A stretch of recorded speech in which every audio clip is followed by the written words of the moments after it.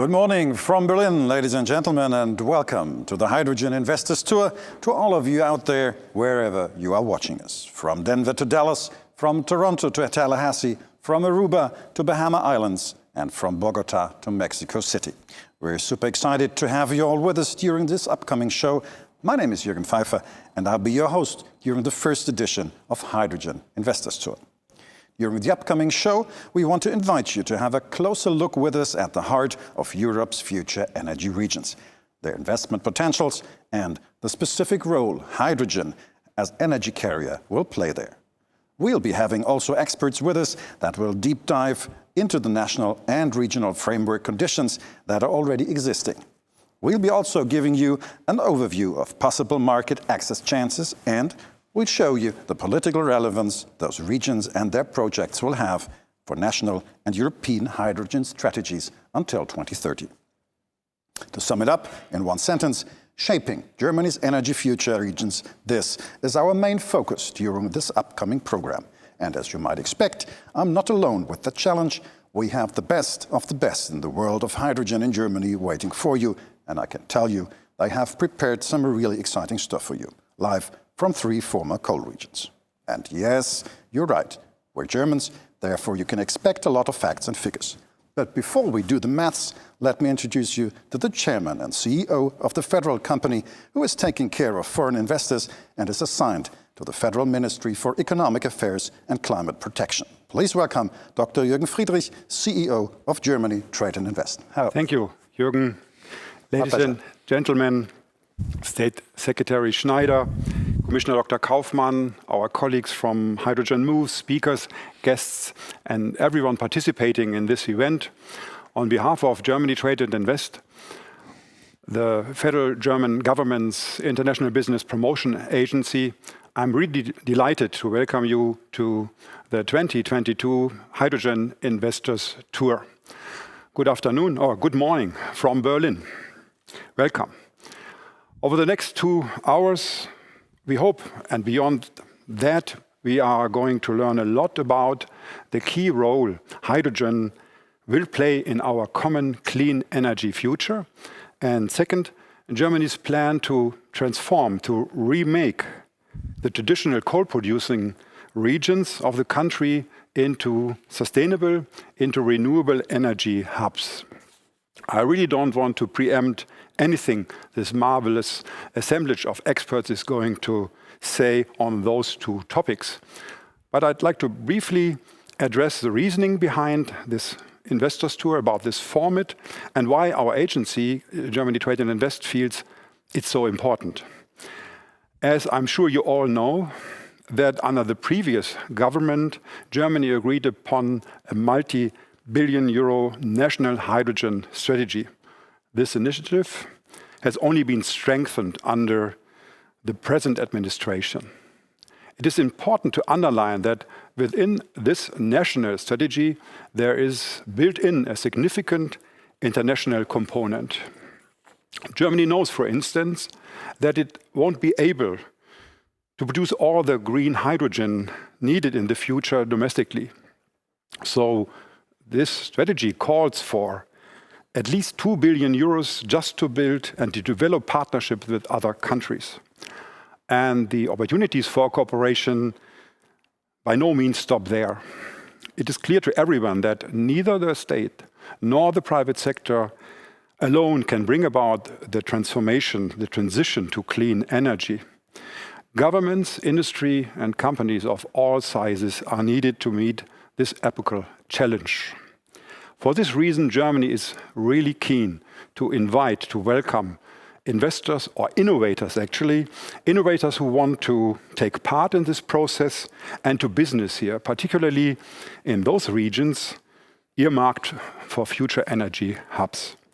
And this is where Germany Trade and Invest comes in. We are the first point of contact for all companies looking to expand into Germany. We help with services like site selection, investigating state funding opportunities, and, quite important, acquiring the network needed for business development.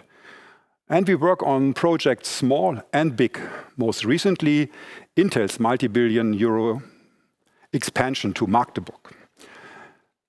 And this is the aim of our Hydrogen Investors Tour as well, to give you, our potential partners, the information you need to first reach sound business investment decisions, as well as make the right connections you need to participate in and profit from Germany's energy transition. To that end, the tour has been designed to be highly interactive, and we really hope that you will take this opportunity in the coming hours and beyond, using our B2B and matchmaking tool to actually engage in discussions within each other, with one another, and with this who's who of Germany's H2. In that spirit, I wish this tour every success. Thank you, Jürgen. Thank you very much, Jürgen Friedrich. Thank you very much. That was a great pleasure. And I think you've hit absolutely the nail on the head. It's a national who's who that we have lined up today. Our next prominent speaker who is joining us is living proof for your statement. He's a former state minister in the Foreign Office, and he has been voted European Banker of the Year in 2020. He surely didn't receive that honor only because of his diplomatic style of leadership, perhaps as president of the European Investment Bank. Since his nomination 10 years ago, he slowly but constantly reshaped the face of the European Investment Bank and turned it into the Commission's Green Bank, co-financing and funding green technologies all over the continent. I'm very happy that he took the time to deliver some important remarks on the energy situation we are currently facing, but also on the role of the EIB as a partner for big energy projects in Europe. Please give a warm welcome to the President of the European Investment Bank, Dr. Werner Hoyer. Ladies and gentlemen, I'm pleased that you are among those who are working on a fossil-free future and have come together today to attend the Hydrogen Investors Tour.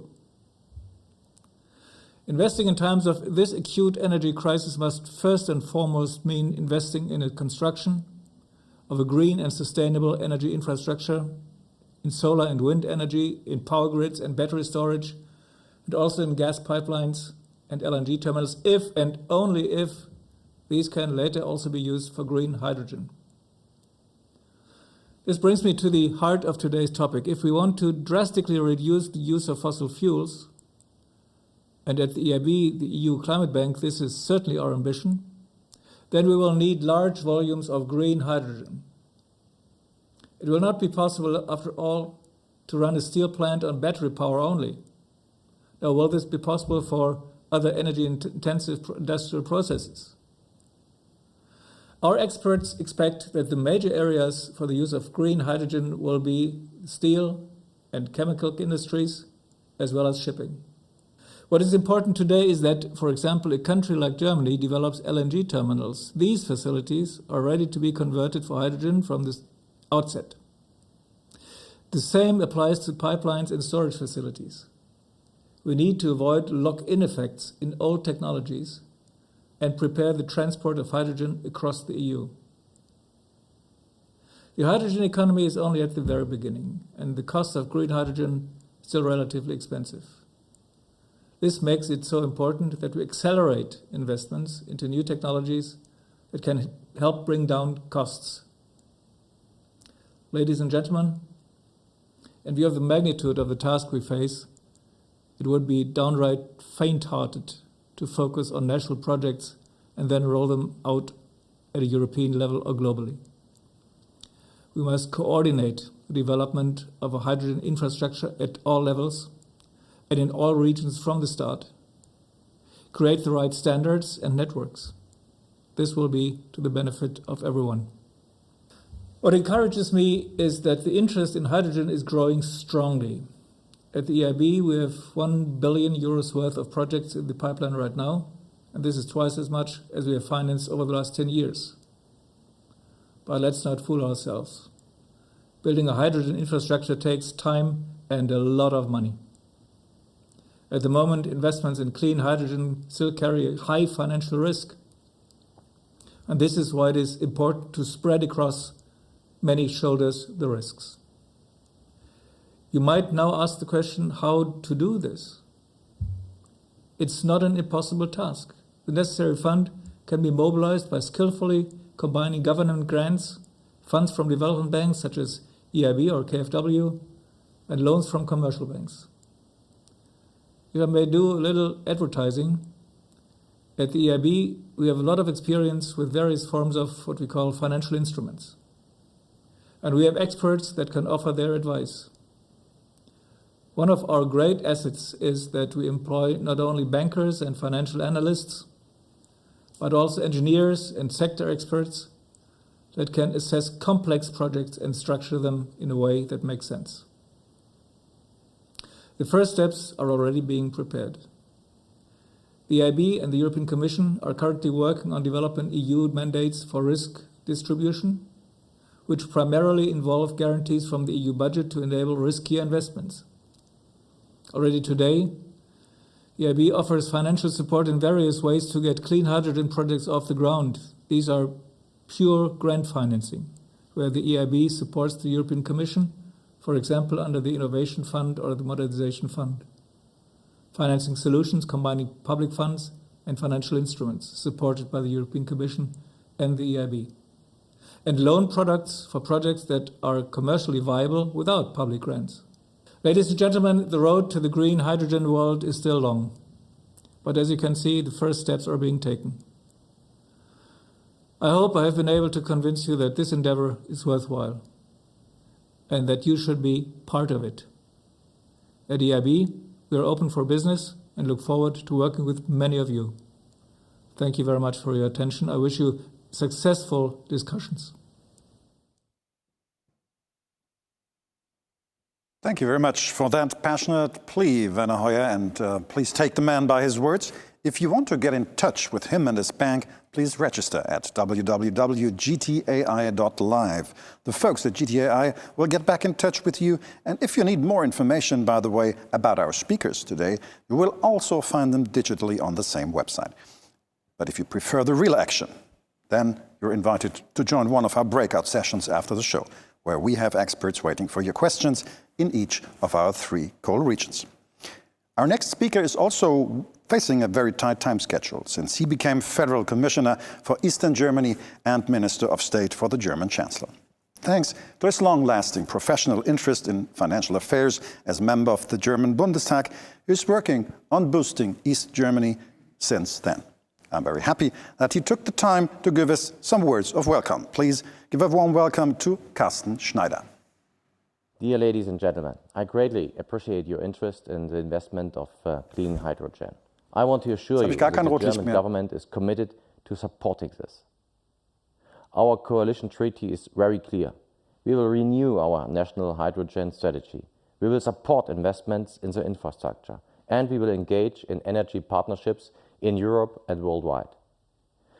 For Chancellor Olaf Scholz, the energy transition ahead of us cannot be done without hydrogen production on a large scale. Clean energy is a chance for Germany. We are determined to seize this opportunity. And we are looking forward to engaging with investors and stakeholders from all over the world. As a federal government commissioner for East Germany, I would like to draw your attention to this part of our country. East Germany has enormous economic potential. A couple of days ago, the Financial Times wrote the article, "The Surprising Revival of Eastern Germany." The author describes major investments in the East happening at the moment and the reasons for it. It's no coincidence that firms like Tesla or Intel build huge plants in our region. East Germany has a lot to offer, highly skilled and motivated people who are open-minded towards new technologies. Available land for building plants. Many innovative medium-sized firms, especially in the field of clean energy, and a high-level science system. Out of 62 projects in Germany funded by the European IPCEI program on hydrogen, 20 projects are located in Eastern Germany. This shows our strong commitment to clean hydrogen in the East and in Germany as a whole. I'm grateful that you are taking a deeper look at it during this tour through our core regions, and I wish you all successful discussions. Thank you very much for your attention.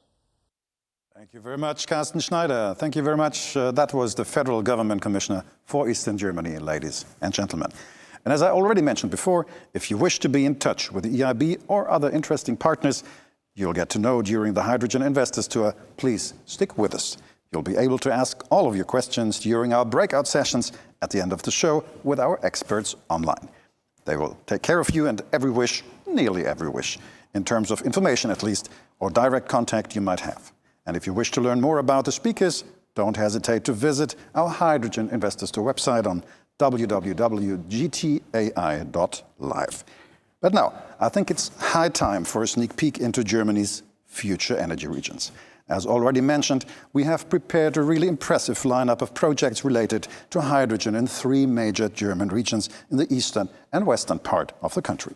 So let's go first to the Lusatian coal region and let's call our colleague Caro Kahn, who is waiting for us in Cottbus. Caro, are you alive, well, and where are you exactly, and are you ready for us?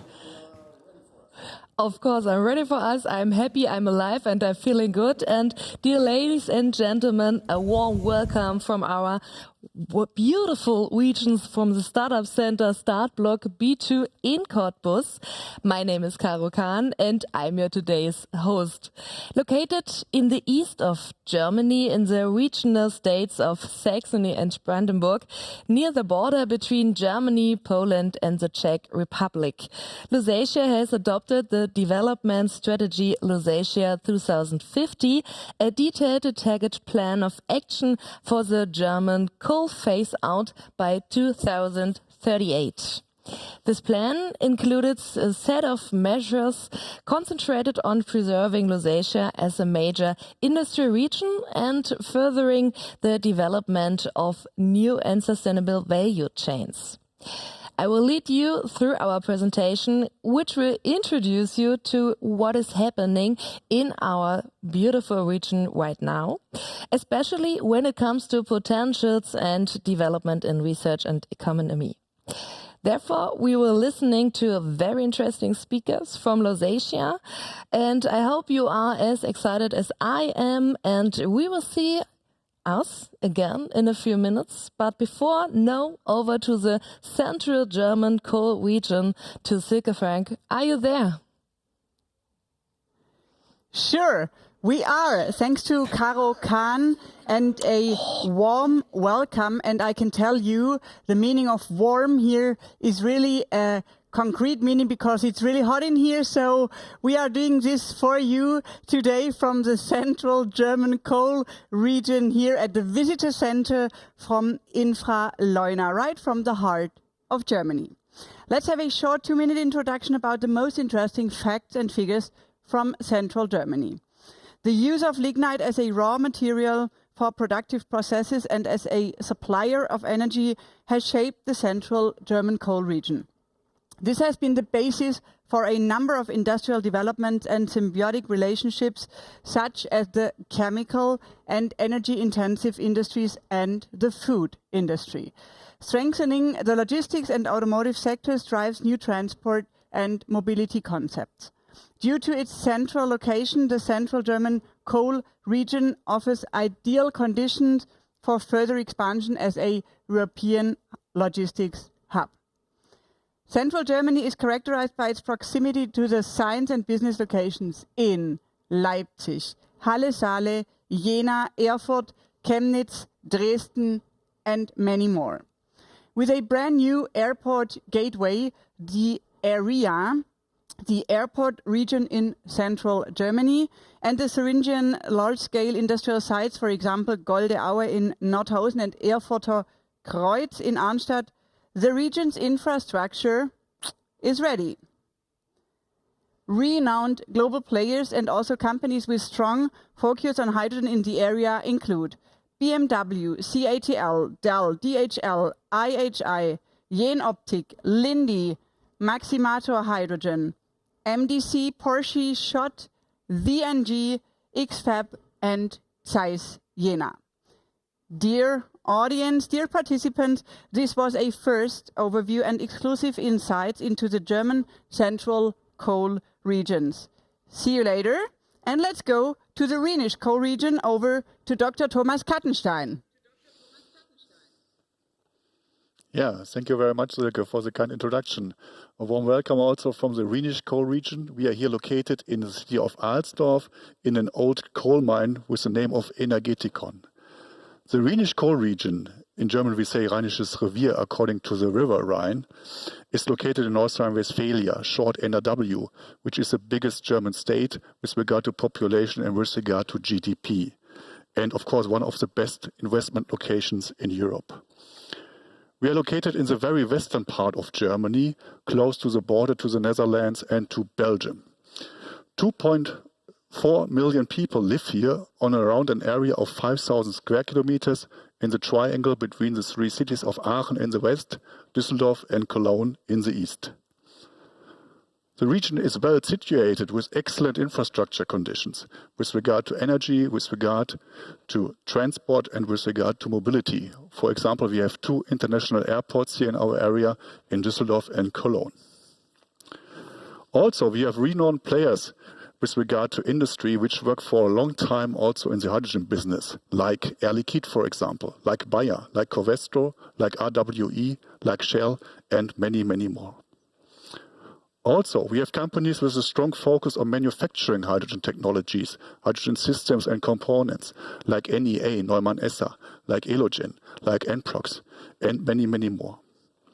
Also, world-class research is located in our area, with regard to the Forschungszentrum Jülich, for example, the Technical University of Aachen, the DLR German Aerospace Center, and the new Helmholtz Center for Hydrogen Technologies. Also, we have regional clusters like High Cologne, the hydrogen region in Rhineland, which connects companies and research in order to help them to find contact for settlement and for funding. And last but not least, we have already hydrogen projects ongoing. We have realized projects. For example, we have the biggest fuel cell bus fleet in Europe here in the area. We have already refueling stations in place and also power-to-gas facilities which produce hydrogen via electrolysis. So we are looking forward to our panel later. You can see our participants here on the right-hand side from me, and hope to see you then, of course. And with that, I would like to give back to Berlin to Jürgen Pfeiffer. Thank you. Thank you very much, Thomas. Really amazing what you are preparing for us. We'll be back with you later, so thanks for the moment. When you think of investing money, the most important question is always, what's in it for me? I'm very happy that we can give you some substantial answers to that question today. As you might expect from a German panel, of course, we do that with a 360-degree approach and different perspectives, on top with highly competent guests that have an extremely deep know-how and understanding of the role hydrogen will play in the future for Germany and, of course, for the European continent. Sitting next to me here in Berlin is a man who has worked in a wide variety of positions within the German energy industry. Among others, as spokesperson for the Wind Hydrogen Initiative, as managing partner of Power-to-X Solutions, and as member of the board of Enertrag System Technik. Since 2014, he chairs the National Hydrogen Association, DWV. Please give a warm welcome to Werner Diewald. Thank you very much. Sitting next to Werner Diewald is an engineer by background with more than 10 years of professional experience in hydrogen and the sector of renewable energy. He was co-author of E4 Techs, the annual fuel cell industry review between 2014 and 2019. Since last year, he's responsible for international cooperation at the National Organization for Hydrogen and Fuel Cell Technology. I'm very happy that he's with us today. Please welcome Franz Lehner. On my left side, from your view, it's the right hand. You will find a man who studied process engineering at the RWTH in Aachen, followed by a PhD on solar thermal power plants at DLR in Cologne. He started his career 30 years ago at HEW in Hamburg and changed to the Swedish energy company Vattenfall as head of innovation management. In parallel, he was managing director of Vattenfall Europe Renewables, responsible for building up the renewable energy business within the Vattenfall Europe group. In 2010, he was appointed as managing director of Vattenfall Europe Innovation. So it's no wonder that hydrogen has been an important part of his professional life all over Europe. Very happy to have him with us today in Berlin. Welcome, Dr. Oliver Weinmann. Last but not least, and at all, with us via video is an expert in investment and financial markets with more than 20 years of experience in emerging markets. He worked formerly as director for the German Development Cooperation GIZ in Brazil, as division manager at the African Development Bank, and formerly also as director of business development at Allianz Global Investors. Today, he's working as executive director of Hintco and managing partner of H2 Global Advisory, bringing together partners in the market for hydrogen in Germany. Please give a warm welcome also to Timo Bollerhey. Gentlemen, let's first have a look together at the three short but important figures that I think shape the level playing field here in Germany for the future. The first video is a figure which shows the decision of our national German parliament where Germany is investing, according to its national hydrogen strategy, an amount of 7 billion euros for national projects. In addition to that, another 2 billion euros in international projects. And the reason for that engagement is, you can see that, a rising demand for green hydrogen. The government estimates a doubling of the demand for green hydrogen from 52 terawatt hours up to 110 terawatt hours until 2030. Werner Diewald, what is the economic impact you expect for Germany when you look at those figures? Is this demand of 110 kilowatt hours realistically a figure in 2030, or do we have to have more? I believe, for the background of the Russian war now in the Ukraine, that we need more. We need a solution or an answer how we can substitute the Russian gas, and green hydrogen will play a major role. Of course, we have to start now. So this national hydrogen strategy was made in the time before. And so I think now we need a correcture, and we need, of course, more green hydrogen. That is a challenge, but on the other side, it's a great opportunity for our industry and for the renewable energy. So I think that is a good message, and I'm really sure and optimistic that we can reach these targets, what we see now, what we have before us. Oliver Weimann, hands down, how much of these 110 plus gigawatt hours, terawatt hours of hydrogen is Germany able to produce itself? Yeah, this depends, of course, on how much green energy we will have at the end, since we have to build additional wind farms, solar plants, and so on. But I'm quite optimistic here, since we have this, we call it the Easter package of the German government to really boost renewables in Germany. It's what we need to produce green hydrogen is cheap renewable electricity, and here the future is quite bright in Germany. So I'm quite optimistic that a big share of these 110 terawatt hours can be produced in Germany. Okay. Franz Lehner, senior government officials are currently traveling the world between Australia and Africa, probably for that same major reason, preparing international energy partnerships in order to match the rising demand for green hydrogen. How, in your eyes, does an ideal partnership have to look like, and what is, let's say, the currency that Germany can offer the partners? Well, I think we have to make sure that we have now a multitude of partnerships and not just a few very exclusive partnerships going forward. And so this will be global competition, I think, around who can deliver hydrogen and derivatives for the lowest price. And also domestic production will be part of this calculation. The new geopolitical situation means that we have less time than we initially thought we have for this transition. But it also means that it has triggered the government to act much faster right now, and I can guarantee you that the federal government officials are working day and night to secure our energy supply in the short term, knowing that in the mid and long-term perspective, this has to be renewable for Germany. So a future-proof energy partnership may be fossil fuels today, but should offer a perspective to fully renewable supply in the midterm. Okay. Let me pass that ball on to Hamburg and to Timo Bollerhey. Timo, when you watch what is taking place, and if you look at your work and function, bringing together the needs and the demands and the offers in the market for green hydrogen, do you still have some time to sleep, or are you working 24/7 to fulfill all the wishes coming from the industry partners here in Germany, and the offers probably are not so well widespread, right? Well, the sleep has been a little bit, let's say, a shortfall in the last couple of weeks and months, and I assume it's going to be the same situation for the next couple of weeks, since we're starting the first tender process auction under H. Lautsprechergröße haben. Can you hear me? Yeah. Okay. That's so right. yeah, sleep has been a little bit of shortfall in the last couple of months. But yeah, I also been referring to the discussions, the role of hydrogen, also with the background of the current situation in the Ukraine. A colleague recently said hydrogen and H Global, so far we had a strong backwind, and since end of February we have a backstorm in regards to hydrogen. So there's a lot of dynamics here, and we see also lots of, let's say, attention and focus on the work that we do here with H2 Global as sort of one of the world's first instruments to come up with an innovative CFD mechanism kind of type to import it large scale into Europe, into Germany. And we're quite busy at the moment, as I said, preparing for the first tender.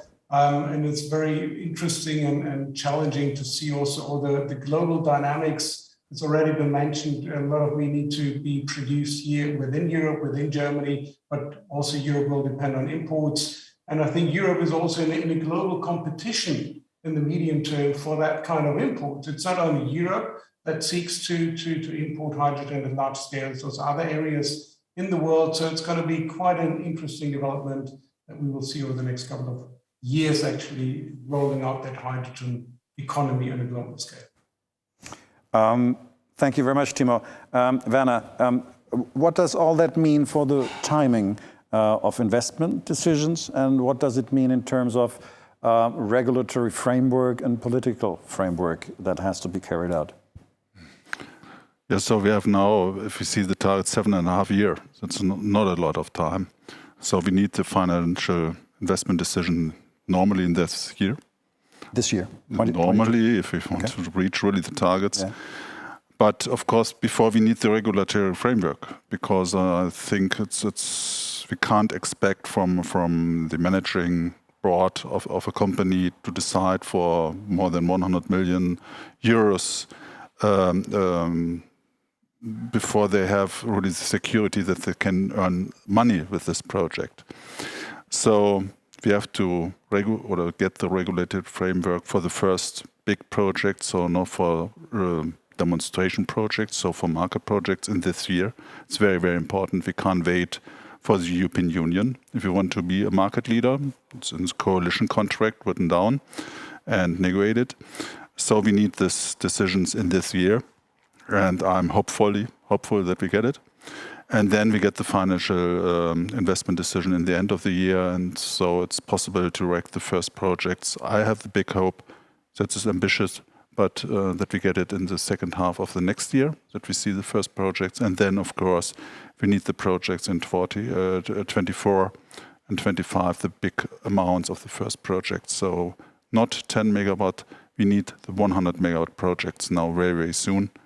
If we look to the refineries, I've read it before I come to the meeting here, to our discussion, that the refineries need really solutions to substitute the Russian gas. If they don't find a solution, they are really the dangerous that they have to stop the production of fuels. And so green hydrogen is the solutions, and I have not the understanding why we wait from the regulatory framework side. And I have the feeling that the government also have seen the needed of decision or to decide immediately in the next weeks. What does that mean in terms of priorities and, for example, the European grid and the distribution channels and all that? Is that something which can be built up accordingly in that small window of time that we have?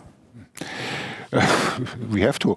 We have to. We have to. Yeah. Of course, it's a major task. So if you look into distribution grids for electricity as well as for hydrogen, we can use. So with blending in the beginning with natural gas, we can we can dedicate existing natural gas pipelines to hydrogens, which can be done. It's the piping is quite easy, but it's refitting, blending. Yeah, all that. Refitting, blending, and new build, okay. Of course. So there's plans on this hydrogen backbone running from Netherlands to Denmark and at the shoreline, and even includes other regions in Germany. So we will see this in the future, but of course it takes time. But you have to start now to build up this infrastructure. Okay. Last question, Timo, before we move to the first of our coal regions. Timo, when you look at Germany's largest economy, it's Europe's largest economy. It's the fourth biggest in the world. What's, in your view and in your experiences, what's Germany's biggest ace up its sleeve for potential partners? Well, in my point of view, Germany has got all the right ingredients. We got the technology providers that are based here in the heart of Europe. We got the offtake situation, and we also got the right skill set. There's lots of. We will hopefully also hear that during the presentations of the different regions. There's lots of universities, think tanks, and R&D think tanks working and available here that provide the right skill set that is needed to transfer into that new hydrogen economy. So I think it's the perfect mix that we have here, which makes an investment into Germany, into these regions, very, very viable. Great, thank you very much. That should do it for the moment. I'm happy that you all stay with us, so we have the chance to go a little bit into more details after we've seen the first amazing projects already underway in the first of our three former coal regions.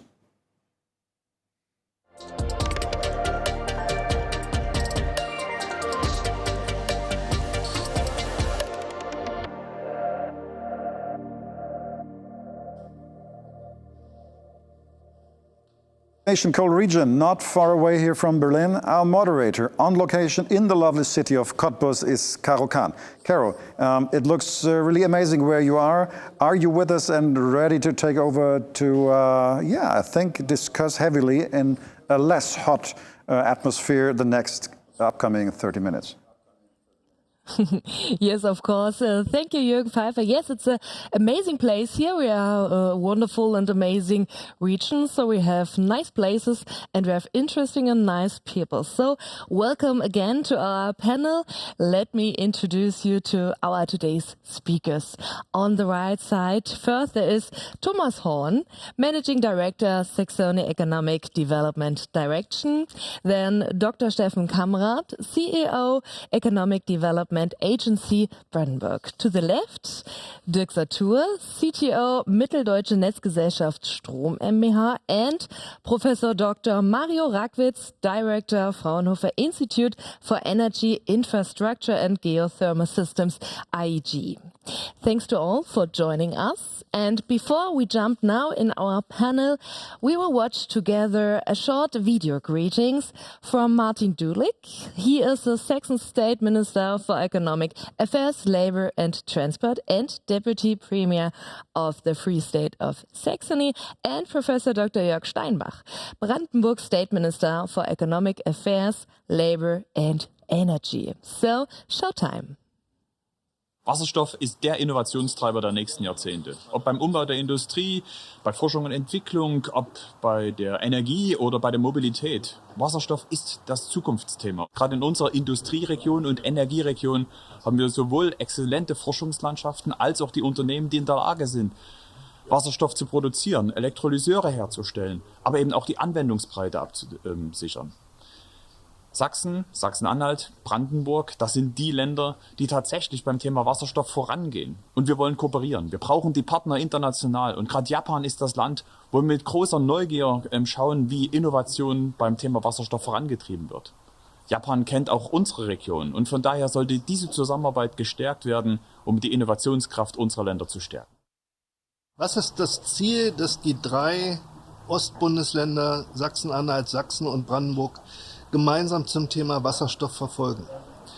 Wir 3 Bundesländer haben einen hohen Prozentsatz an installierter erneuerbarer Energie und das Ziel muss sein, insbesondere die Energie, die im Augenblick nicht in die reine Verstromung reingeht, einer Wertschöpfung zuzuführen und zwar vor Ort und möglichst schnell.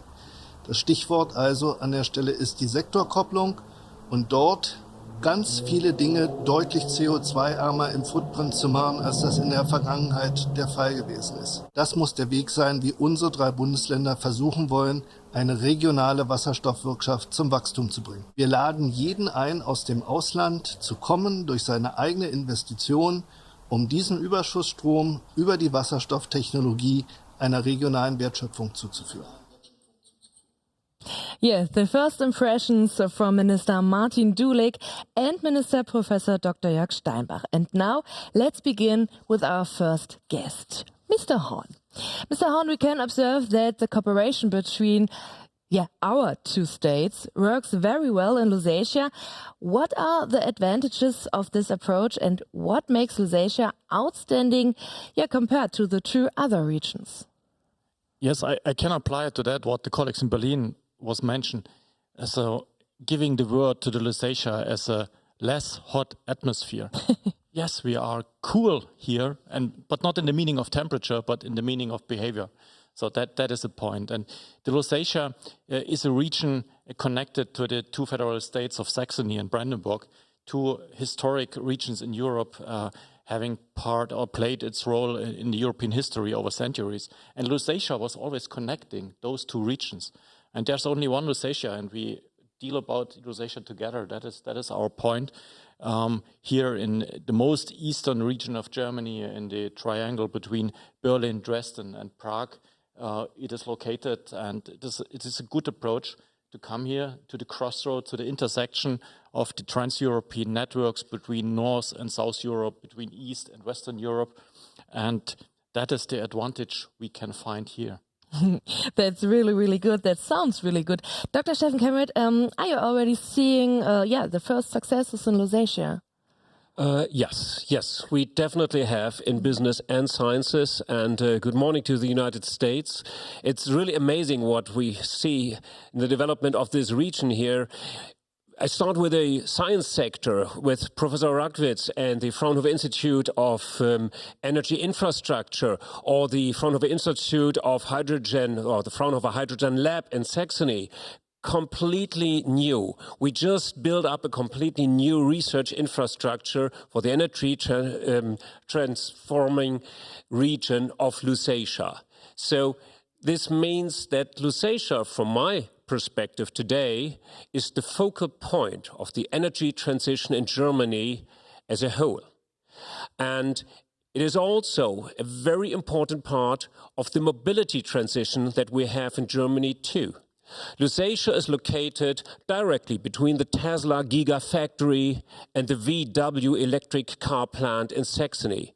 So within a very, very short time, several companies from the battery technology settled in Lusatia, and this development still continues. And now we have another development that is the hydrogen business that's coming into this region too with new business opportunities. So that's why I say it's an amazing situation, and we are happy that you listen to us to explain to you what your opportunities could be. Thomas Horn and me, we invite you, the companies from all over the United States, to become part of this great development and to participate in the new business opportunities. We invite you to present, to produce, and to apply your advanced technologies right here in the Lusatian region at the focal point of the German and European energy and mobility transition. Wow, thanks a lot for those big words. About Lusatia, that sounds like a big chance also for our region. Professor Dr. Rackwitz, what is the potential benefit of the introduction of a hydrogen economy for Lusatia, and in which sectors will hydrogen be especially relevant? First of all, Eastern Germany and Lusatia in particular have fantastic potentials for renewable energies and also a very high share already. The region of Eastern Germany will be 100% renewable by 2030 already, and therefore we see we can really attract global companies here that want to produce carbon neutral products in the future. And we will have the chance to decarbonize existing sectors, steel industry, chemical industry, refineries, but also other production sectors like glass industry, for example, all existing in Lusatia or the direct boundary of Lusatia. So this is the first benefit, producing low carbon or zero carbon products for global markets. And you already mentioned Tesla as an example. There are global players coming to the region because they know there will be low cost and zero carbon energy in the future. And secondly, Lusatia is the heart of the energy producing and technology regions in Germany. And therefore, integrating high shares of renewable energies and also providing security of supply for the energy sector will be a key business model also for existing energy companies in the region. And therefore, we can profit from the hydrogen economy, generally from sector coupling and modern aspects and technology innovation in order to decarbonize our economies, our energy sectors, and Germany as a whole and Europe as a whole will profit from that. And essentially, international companies will be attracted because you will have security of supply, low cost, low carbon energy sources. Okay, and which infrastructures will be needed to mobilize the potential? We need a sector-coupled grid of hydrogen, natural gas in the transition period and electricity, and therefore these infrastructures do partially exist already because we have been an energy and are still an energy region. So we have still very powerful electricity infrastructures where electrolyzers can be actually situated, but we will also have to be part of the European hydrogen backbone of the start grid, as you call it in Germany, and therefore the federal as well as the state government are already planning such kind of infrastructure, a hydrogen backbone here in the region. It will be very important to connect all the major industrial consumers and also other consumers, like, for example, gas stations, which will be major hydrogen consumers in the future. Okay, thanks a lot. Dirk Satur, what do you think? What does the Lusatia region has to offer in terms of infrastructure? And from your point of view, how has the supply of energy development in recent years? I think at first green molecules need green electrons, and we already traveled the way, very long way. If you look back to 2010, 2012, I can say as the largest distribution grid operator in Eastern Germany, we came from like 3 gigawatts of green energy feed-in. At the current situation, we are looking to 11 gigawatts, and we have requests for more than 20 gigawatts of PV and wind energy. That is, I think, an amazing amount, and it's available. And I think we already traveled the way. We showed that there is the potential, there is the advantage, and I think it's, let's call it a fundament for like the settlement of electrolyzers. We have a surrounding that is more or less ready to go. And on the other hand, we have an infrastructure that we did a lot of fundament work for H2 readiness to our gas grids. So I think the whole value chain is ready for a hydrogen future. Okay, we're ready. Let's talk about the potential boom of the hydrogen economy. Professor Rackwitz, what are the prerequisites of the successful introduction of a hydrogen economy exist in the Lusatia, and which frameworks conditions need to be further interacted? Sorry. Yeah, Mr. Satur already mentioned that green molecules need green electrons, and this is an essential framework condition, precondition, which is existing here in Eastern Germany and Lusatia in particular. I already mentioned we have this abundant availability of renewable energy sources. This is first. Secondly, we have also qualified scientists, engineers, and generally workforce in the energy sector. Very important when you want to scale up factories for energy technologies and introduce new energy technologies, then you need the workforce, and this is existing here in the region. We have also, of course, a transformation process where former workers in the old energy sectors are now available actually to provide the workforce for the new innovative energy technologies.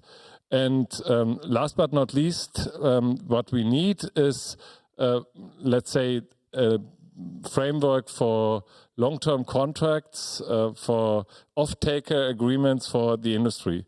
Like if you're a steel industry or a refinery, etc., you need to have certainty in order to invest in a new technology like hydrogen and to involve in long-term hydrogen contracts. And therefore, the government will now introduce also at the federal level instruments like carbon contracts for difference, and those conditions will then be excellent in order to invest in such a new sector. And this is also something unique in Europe, that we have the carbon neutrality goal, we have the Fit for 55 legislation, and therefore Lusatia is embedded in an excellent and long-term and really rigid European energy policy, and this is also a strength as compared to other world regions. I have been traveling from Australia to the Middle East over the last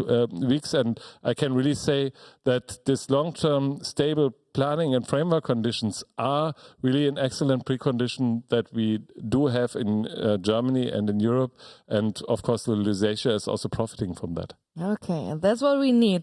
Thanks a lot, Professor Eichwitz. Mr. Horn and Dr. Kamrat, let's start with Mr. Horn. How can international companies and investors contribute in building up a hydrogen supply chain, and how do you support them? Yes, first, as I mentioned, we are the most eastern region in Germany. And that does also mean we have taken already a transformation 30 years ago after German reunification.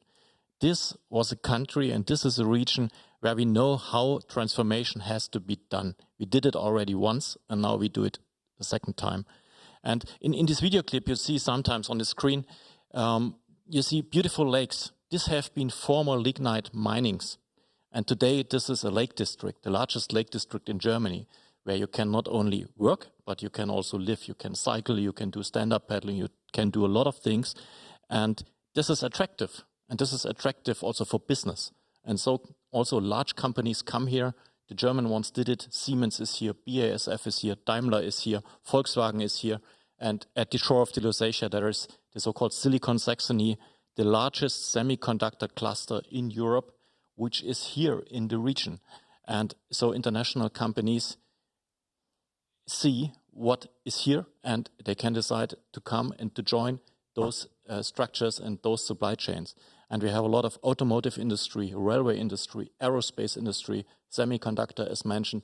So there are a lot of chances also for business with the new, I like the sentence, with the green molecules and the green electrons.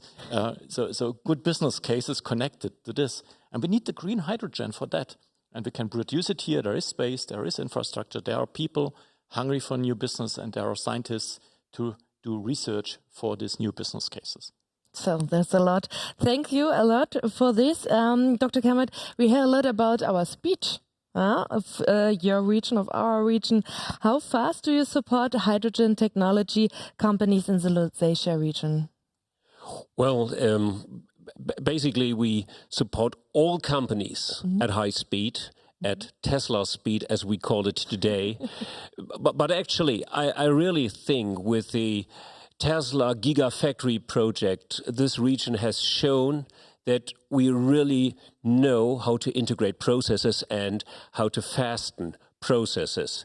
And this is one of the advantages of this region, I think. And in Lusatia, Thomas Horn and his company and our company, which work strongly together for the two countries, for the two states, have set up a new service, a brand new service for all companies interested in the Lusatian region. We set up a special team, a special unit with the only task to support and to provide services for companies who are interested in settling in the Lusatian region. So what are we going to do? We will show you the whole region. We will guide you through the region. We will network you with the science institutions like Professor Ragnitz and many more. We will bring you together with a whole value chain, and last but not least, we will help you successfully recruit the skilled workers that you need. This is what our special team will do for all companies interested in the Lusatian region, and I think together with the opportunities Thomas Horn already mentioned, we set up a very attractive business and welcome package for companies interested in investing in the Lusatian region. And I think this is a good opportunity for everyone. And of course, we will do this for everyone with Tesla speed, of course. So and it sounds like everything is possible in our region, right? Yes, I think this is one of the advantages. You often hear in Germany what's not going on or what's going slow or something like this. And we say, think about the possible. Think about what we can do. Do this with pioneers like Elon Musk. Do this with pioneers outside in the US on the screen. We love to work with you when you are pioneers and want to be part of this development, the development of a completely new business sector, the hydrogen business. We really appreciate this. So we can do it.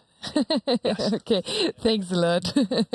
Mr. Satur, what role does the network operator play in a successful settlement, and why do you welcome large industrial customers in our region, your region, from the point of view of Mitnitz? Yeah, at first, I think it's not rocket science. That I think a key success factor is early involvement in planning processes, early involvement in plant design or basic engineering from future investors, because I think it's a key success factor to have all the supply beginning from electricity, gas, heat, and of course hydrogen, which will be possible in the next years. It's not a future within like 10 or 20 years. It's a future that we can reach within the next years. So right at the moment, we already offering customers a hydrogen supplier via a grid infrastructure. That's on the one hand, and how we can support it, and what's the reason? The main reason, what is for us is from the social economic point for the people here. The biggest advantage is it's the most efficient way to build our grid is to get base load to our grid. So we are at the moment, we have green energy feed, and it's available. So on the one hand, we can strengthen the region. We can deliver the green energy to other regions or to other European countries. But the best and most efficient way will be to have investors here, to have the regional feed-in, the regional consumption. And this is for us most economic way to build baseload and to have, the factories right here with the renewable energy production. Okay, let's talk about some current projects concerning hydrogen. Mr. Satur, tell us 2 or 3 keywords with which future technologies are you currently working on? I think the most popular one is that we have a hydrogen test field that goes back to 2016. We started. We opened at 2019, and our approach there is, and our development is that we test all the working steps from a natural gas grid, but with 100% hydrogen, and we do this in the chemical area of Bitterfeld. Why we do it there is we have, on the one hand, the technology like companies like Weiland, Viessmann, Bosch.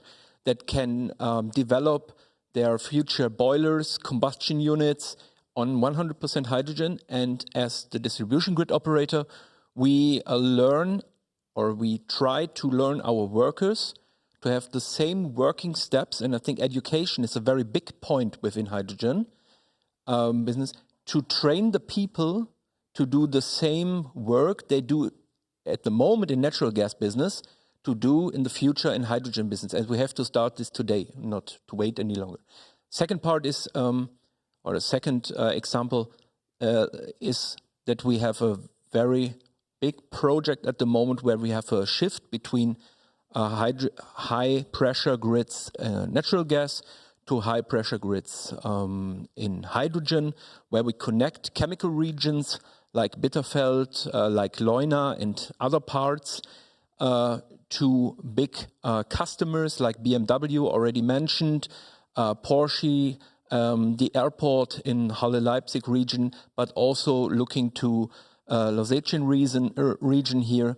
And I think that's the future for us, to have a harmonic shift between natural gas infrastructure, hydrogen infrastructure, and to use existing grids. I think that should be the way. Okay, thank you very much. So our time is run a little bit. So the last question to you, Dr. Kamrat. The hydrogen economy is transforming many aspects of the current economic structure. What will be the next developments in Lusatia? Next developments, actually, I think there are three main aspects. The first is the location and the infrastructure.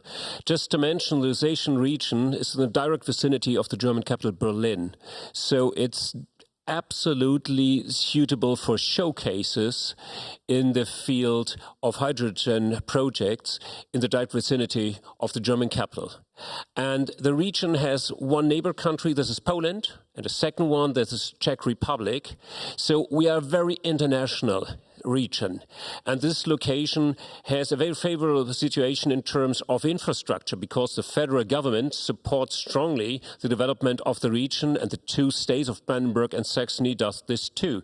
And I think, from my perspective as business developer, in 10 or 15 years, you will see the best and advanced infrastructure in whole of Germany in this Lusatia region. So this is the first aspect and the first development, very important for us. Second one is networking.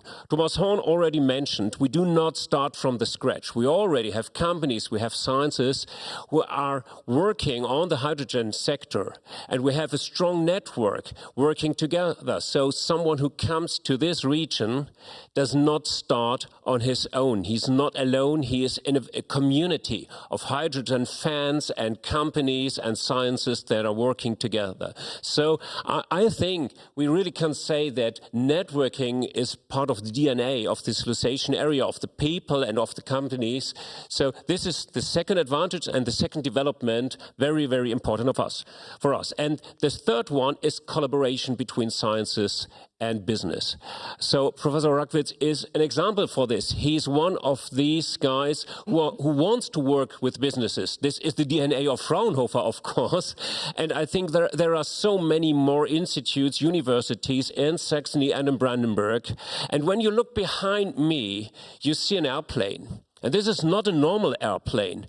I think it's the future of aerospace, because this is an airplane for sustainable flying, developed at the Brandenburg Technical University in the Lusatia region.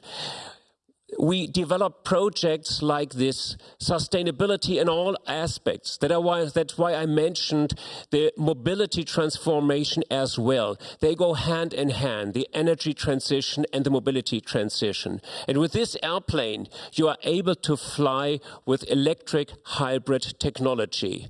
With the hydrogen technology, you have the fuels for the future. And I think all of this works hand in hand when sciences and business work together, and this is what this region wants to tell you. You have the opportunity to do this here, and I think this is the third very important development, the transition from science to business for new business models. Wow, well done. I'm a little bit sad that the time is up, but thanks a lot to all of you. And just a little reminder, after the live stream, the breakout sessions will start with interactive Q&A with the experts from the different co-regions. And we would like to invite you to our Hydrogen Investors Tour and Business Trip. On our platform, there is a pre-registration inbound. So, but now, back to Berlin, back to Jürgen Pfeiffer.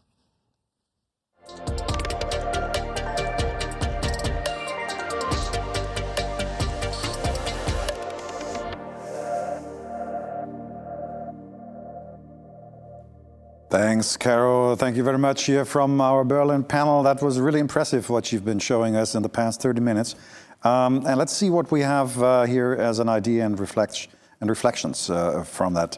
Oliver, looking from the investor's point of view, perhaps from your side, from your experience, when you've seen the last 30 minutes, what was the striking power for you when you compare it to other regions and other parts of Europe when you look at Lusatia? Yeah, one major advantage of this region is in this Cottbus region. I have been quite often there.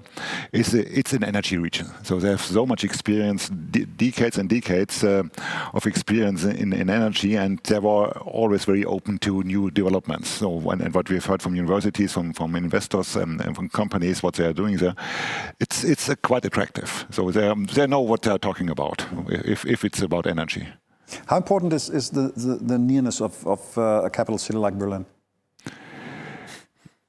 Yeah, it's important, of course, since rules, regulations, and everything, framework is made by politics in Berlin, and to be close to Berlin is quite important. Timo Bollehey, looking from your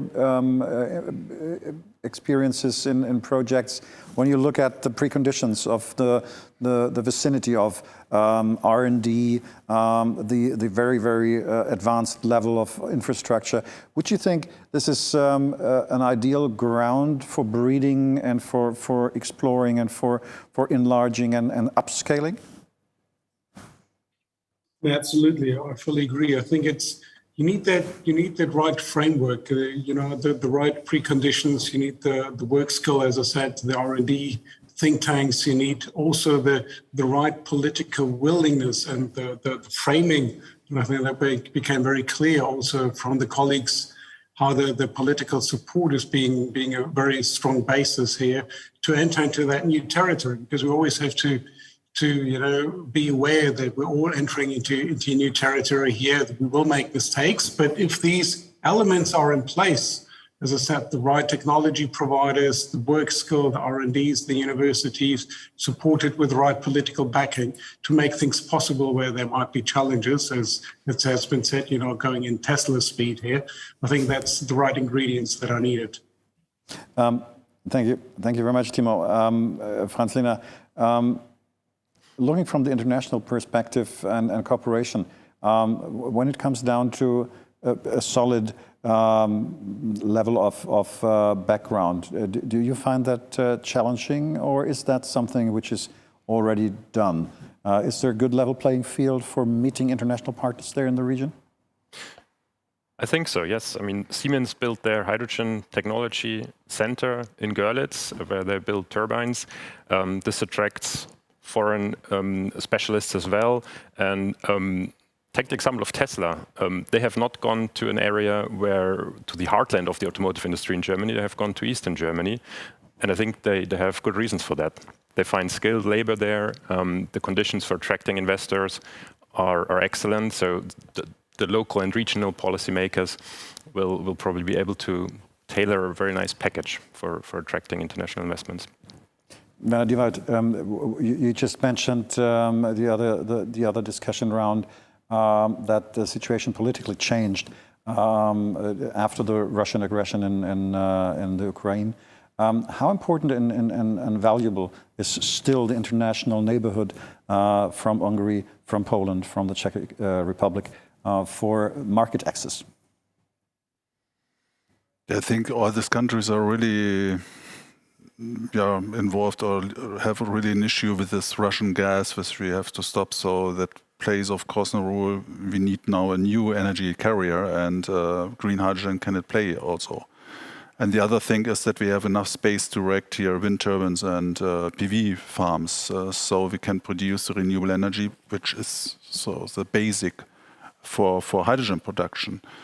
And this is also guilty for Hungary and also guilty for Poland. So I think that is a solution. And we have, all these countries have the same issue. We have not a strong electricity grid system.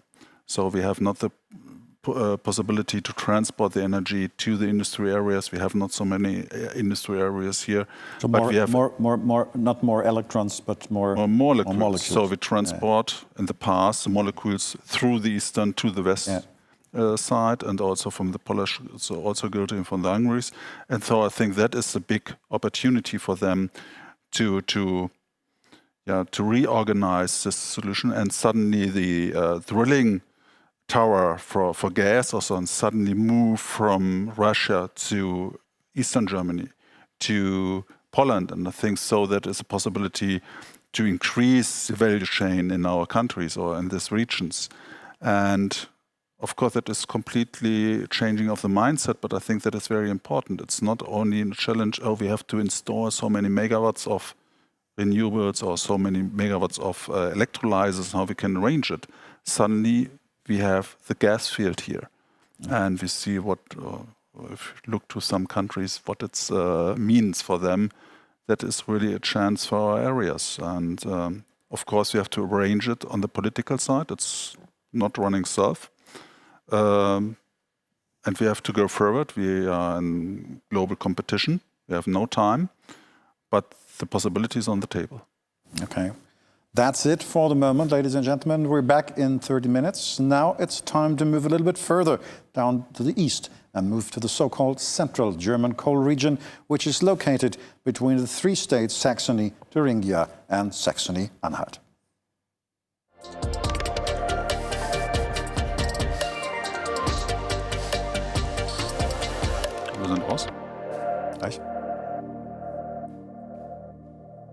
On location in the very industrial and scenic surrounding of Leuna, Silke Frank is already waiting. Silke, are you with us? It's a little bit hot out there, I guess.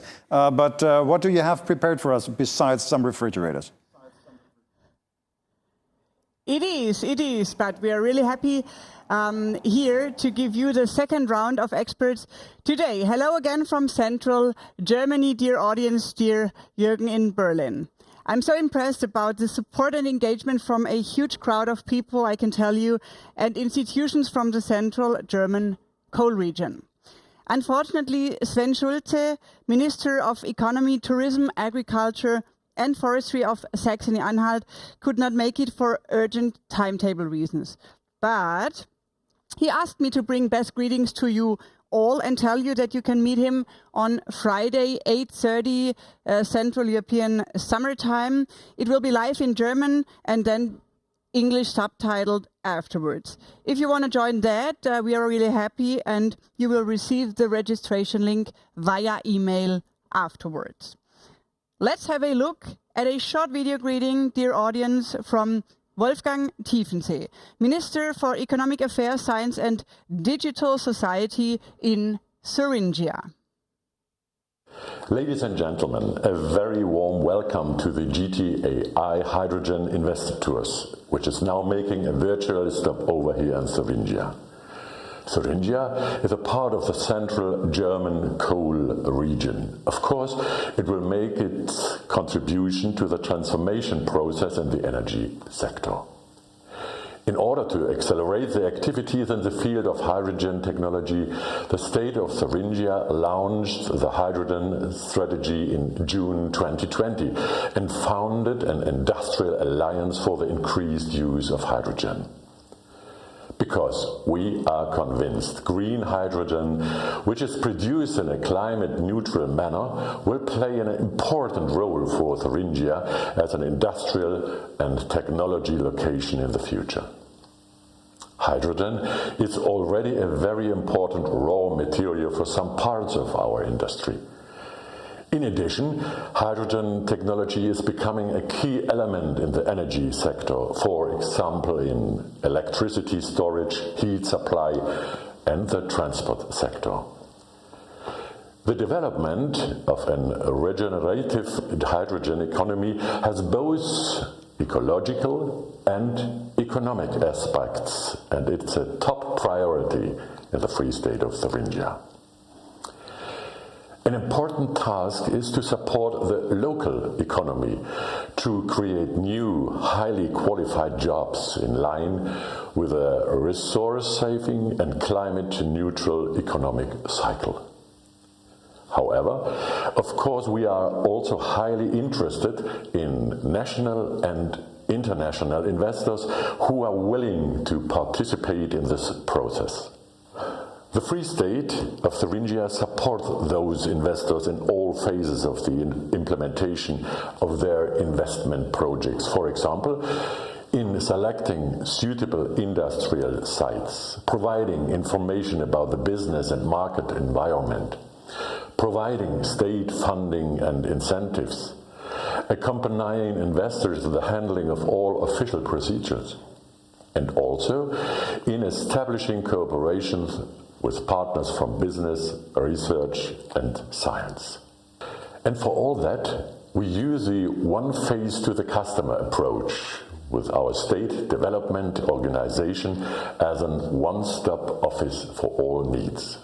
I would like to invite you to visit Thuringia not only virtually but also physically. We would be happy to convince you of our region as a first-class business location, especially in the hydrogen sector. Physically is a good point. Dear audience, if you want to pre-register for the inbound tour, for the real tour to our coal regions, you can pre-register and do that over the platform. And now, let's jump to the stage with me and welcome the panel of talk experts here in central Germany. By the way, you can dig deeper into the speakers' profiles at our platform also and use the matchmaking tool to connect with the most suitable people and chances. There you go, right next to me, Björn Grübel, Strategic Corporate Development, Mitteldeutsche Braunkohlegesellschaft MBH and H2 Hub Burgenlandkreis. Next to him, Martin Naundorf, Head of Sales, Site Development, Public Relations of Infra Leuna. He is the boss of today. Sylvia Schattauer, Dr. Sylvia Schattauer, Managing Director, Fraunhofer Institute for Wind Energy Systems. And next to her, Dr. Gerd Unkelbach, Director Molecular Bioproducts R&D, UPM Biochemicals.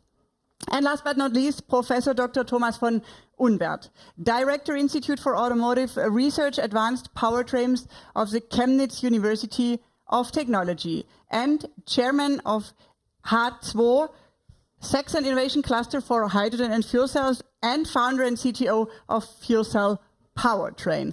Welcome on the central German stage. Mr. Naundorf, you're the first one. You are the location host today. Thanks for inviting us. You're welcome. Do you already have any green hydrogen projects in place or in construction? And is there any R&D environment supporting industrial activities for hydrogen available here? Yes, we have. Currently, Linde GmbH is investing in the largest PEM electrolyzer currently here in Europe, in this location here in Leuna. They will supply, based on this electrolyzer, the chemical site Leuna with reliable and renewable hydrogen. In parallel to that, the colleagues of Fraunhofer will, I think, start up recently the test platform for electrolyzers and will support with R&D projects the development of these electrolyzers and the electrolyzer technology. You could hear, Infra Leuna is not the only company at the Leuna site. Let's hear some partners now. Dr. Schattauer, why did Fraunhofer IWES as a research institute decide to choose a location within the chemistry park here in Leuna? Yes, there are many reasons for this. The first is the very good infrastructure. We have the chemical park systems within Leuna. We have the hydrogen pipeline with over 150 kilometers, with supply all the central chemical industry there on. We have salt cavern to hydrogen storage, and we have a high potential for renewable energy in Sachsen-Anhalt.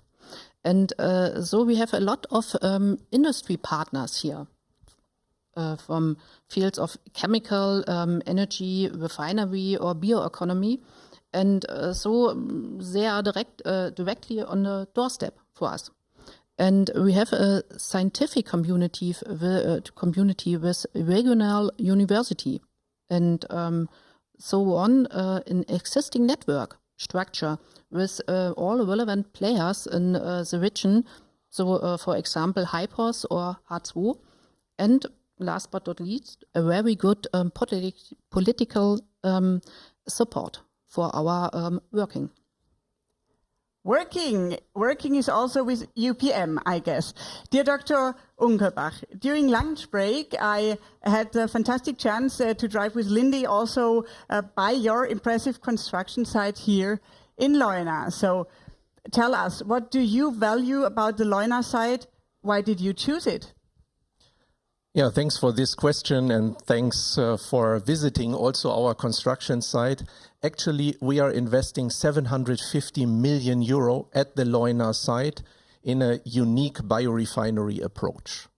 Maybe we can talk about this approach a little bit later, but you asked for the infrastructure and the surrounding of the Leuna site itself. And as you heard, we have a very good infrastructure site supply from Infra Leuna. So thanks, Martin, for this.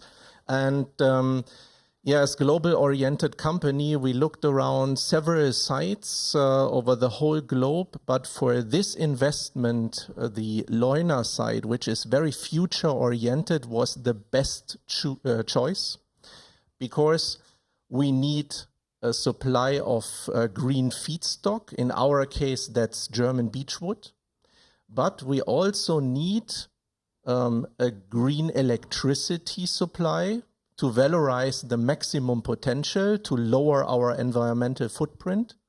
And of course, also the processing chemicals, and hydrogen is one of the processing chemicals we need, should also be supplied in a green manner. And therefore, we select the Leuna site. There you go. We always say the way is colorful, the goal is green, by the way. But not only Leuna is in central Germany, also Zeit is a huge location with a long-standing history. Mibrak. Mr. Grübel, have you developed a transformation strategy yet? Yes, we have. We are not the first mover, we are a first follower. Based on a robust strategy of several steps, we want to react to find the right moment for us to implement our new business. And I can tell you, no transformation without research. Our first round of experts now goes to Professor von Unwert. Quite a lot is happening in Saxony right now. The innovation cluster H2 is supposed to do transfer work, I guess. What does that mean exactly? Well, we need what we in former times had under research. We had under research applications. Applications are at least as important as the hydrogen generation. And in terms of applications, we have done research work, carried out research work for fuel cells, hydrogen fuel cells especially. And as long as we have in Saxony around about 100,000 employees in the automotive supply industry, we need the transformation towards hydrogen applications. And so we are underway to work on the application side. Others are working in the other regions on the generation side for hydrogen. So no hydrogen is anything worth without, in the end, the application.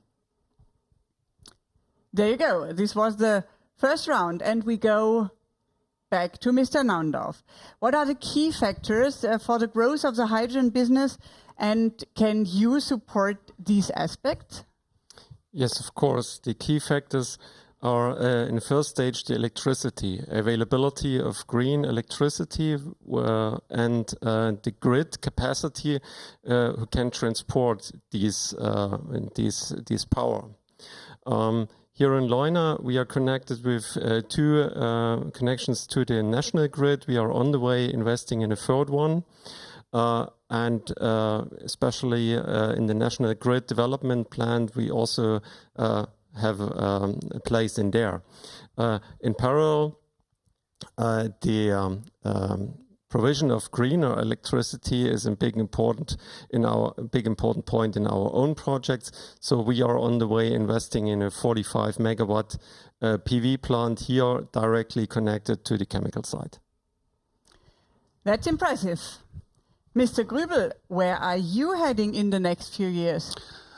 Today, MIPRAG is an operator of two open cast mines in the central German area. Due to the political desired exit from coal and the end of the coal power generation until 2035, we will have a comprehensive transformation. MIPRAG and the region also. Our mission today and in the future is security of energy supply. And our vision is to transform the company to a modern provider of green electricity and synthetic fuels. I think security is a word for you, Dr. Schattauer. What are, in a holistic view, research and development needs in the field of hydrogen from your perspective? Yes, so at first we have a lot of work for this. That's the first answer. And but when we show to the general needs, we have a fast transformation from the research to the industry. That's the first for all parts at the value chain, for the production, for the transport and for use. And one of point is the scale up for the electrolyzer capacity and for the technologies, and with the part of cost reduction. That's a very important point. And so on, we have storage of hydrogen is very important. One option is to store in green carrier molecules. That's our point on Leuna. But also to expand hydrogen offshore production is also important, or I think the next point for us. And for all the digitalization of energy systems and hydrogen value chain. And specific regional needs, I think, is the transformation of the local chemistry, because we have inland location, and that's very important to look for the transport of hydrogen. And I think that's the next big points for us. Chemical industry was the word for Dr. Unkelbach right now. Thanks for now, dear Dr. Schattauer. Dr. Unkelbach, where do you think the chemical industry needs to go to become sustainable? How do you leverage the maximum potential? Yeah, I think especially in this region, we saw the transformation from a coal-based chemistry to now a crude oil or natural gas-based chemistry. And our main task is to reduce the environmental footprint of the products which are produced, for example, here at the Leuna site, by replacing, on the one hand side, the carbon. So we need green carbon, also carbon from chemical recycling processes, for example, from plastics. Or we need also the utilization of CO2 as the third main pillar for producing sustainable chemicals. Our goal is to help the chemical industry in this transformation processes, but for all three carbon sources, you need hydrogen for the transformation and to produce the molecules we all love in daily life, for example, plastics. So without hydrogen, there will be no chemical industry, and we are supporting this with our activity on site. Professor von Unwerth, the research sector normally often works in an interdisciplinary way. In the hydrogen field too, first question. And the second, what does the startup and funding scene in the central German region look like? You're absolutely right. We have to work interdisciplinary. Hydrogen is such a huge issue. We talk about hydrogen generation down to the application, down to recycling, remanufacturing of components, of fuel cells, of electrolyzers, and so on and so on. So we need all the disciplines we have. We need mechanical engineering, electrical engineering, chemistry, physics, and so on and so on. So yes, interdisciplinary research is definitely very, very important, and we do it. And in terms of investment, the second question was concerning the startup and funding scene. Startup and funding scene, yeah. The startup and funding scene is there. We would need a bit more investment potential. We would like to see more investors coming to, especially, Eastern Germany, to invest in hydrogen technologies on the electrolyzer side as well as on the application side. Why? Because all that we need for research and development work is infrastructure. Infrastructure in terms of not only hydrogen transportation, but also in terms of test stands, in infrastructure in buildings for hydrogen research and development, and that is very, very expensive. And young and small SMEs, small medium enterprises, typically don't have these investment capabilities, so they are looking very, very eagerly for investors, and they need a high amount of investment capital to carry out their research and development work. Thank you. And for sure, this is why we are doing the Hydrogen Investors Tour today. Because we need you, we need the investments, we need private equity, we need all kind of money, strategic investments. So I'm pretty sure you will find the right partners here, because we are bringing the best experts of hydrogen technology here to you from all of our 3 co-regions in Germany. Mr. Naundorf, what is your know-how at Infra-Leuna, and what are your core activities? We are infrastructure experts. So we care for the surrounding infrastructure of a chemical production, supporting companies like UPM, for instance, with infrastructure, with utilities, to take over and taking over the burden of infrastructure facilities from chemical producers. So we always say we care for nearly everything except the molecules. So we supply the steam and the water and the power, etc., etc. And of course, as Mr. Unkelbach said, the carbon footprint of the infrastructure is also a topic for our customers, and that's why we investing in parallel with the development here in Leuna, a 3-digit million amount of money of euros to improve the infrastructure as well as keeping the carbon footprint lower. Solutions. We talked about solutions, Dr. Schattauer. I'm pretty sure you also have solutions. What solutions is Fraunhofer EVES pursuing in your R&D context? Okay, yes, we make a lot of them. We research along the hydrogen value chain.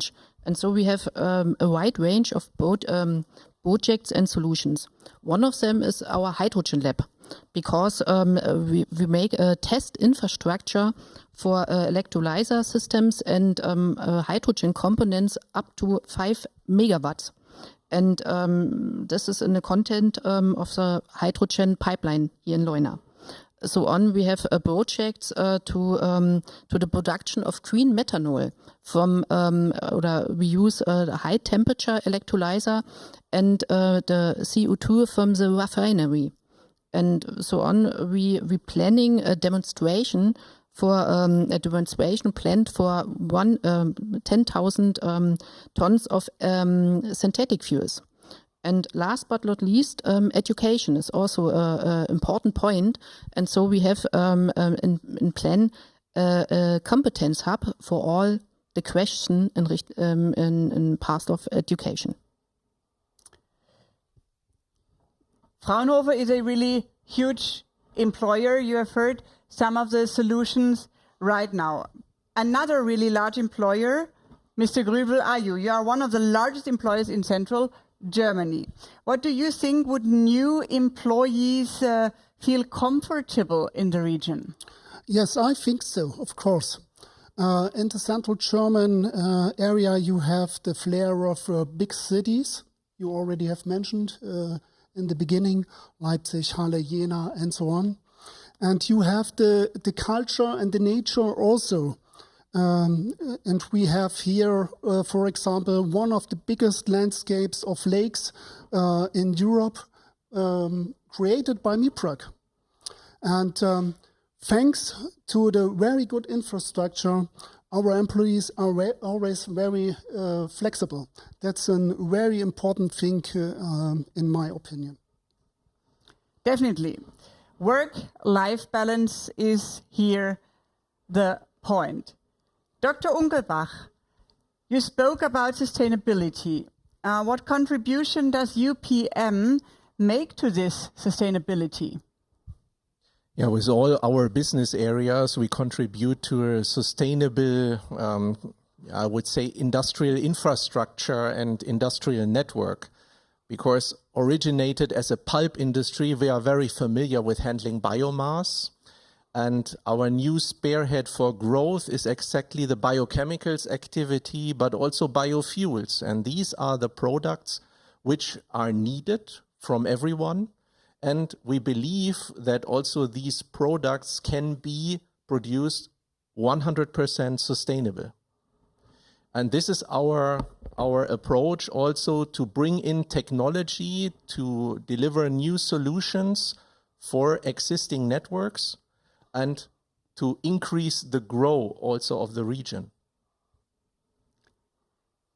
The growth of the region, it depends also not only on the companies, but also on the investors. Dear Professor von Unwerth, you talked about the funding scene, startup and investments. Concrete, how can investors get involved in Chemnitz in concrete terms? In Chemnitz, we have a lot of chances, especially for big investors. On the one hand side, we just got the funding for our Hydrogen Innovation Center as one part of the National Hydrogen Innovation Center in Germany. There is, of course, potential to invest in additional parts of the center. Maybe interesting for all that try to invest into hydrogen itself or hydrogen generation or hydrogen applications. And on the other hand side, we have in our network more than 100 companies, small and medium enterprises and bigger companies. They also look, as said, for investors because of the expensiveness of all the equipment around.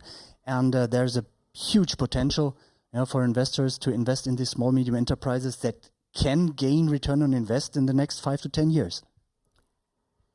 There you go. This was the start of the closing session, so to say. You gave the first statement here, and I'm pretty sure that the other panelists here also have a short, just a short statement, a short sentence, what you as investor should attract that you are coming to the Central German coal region.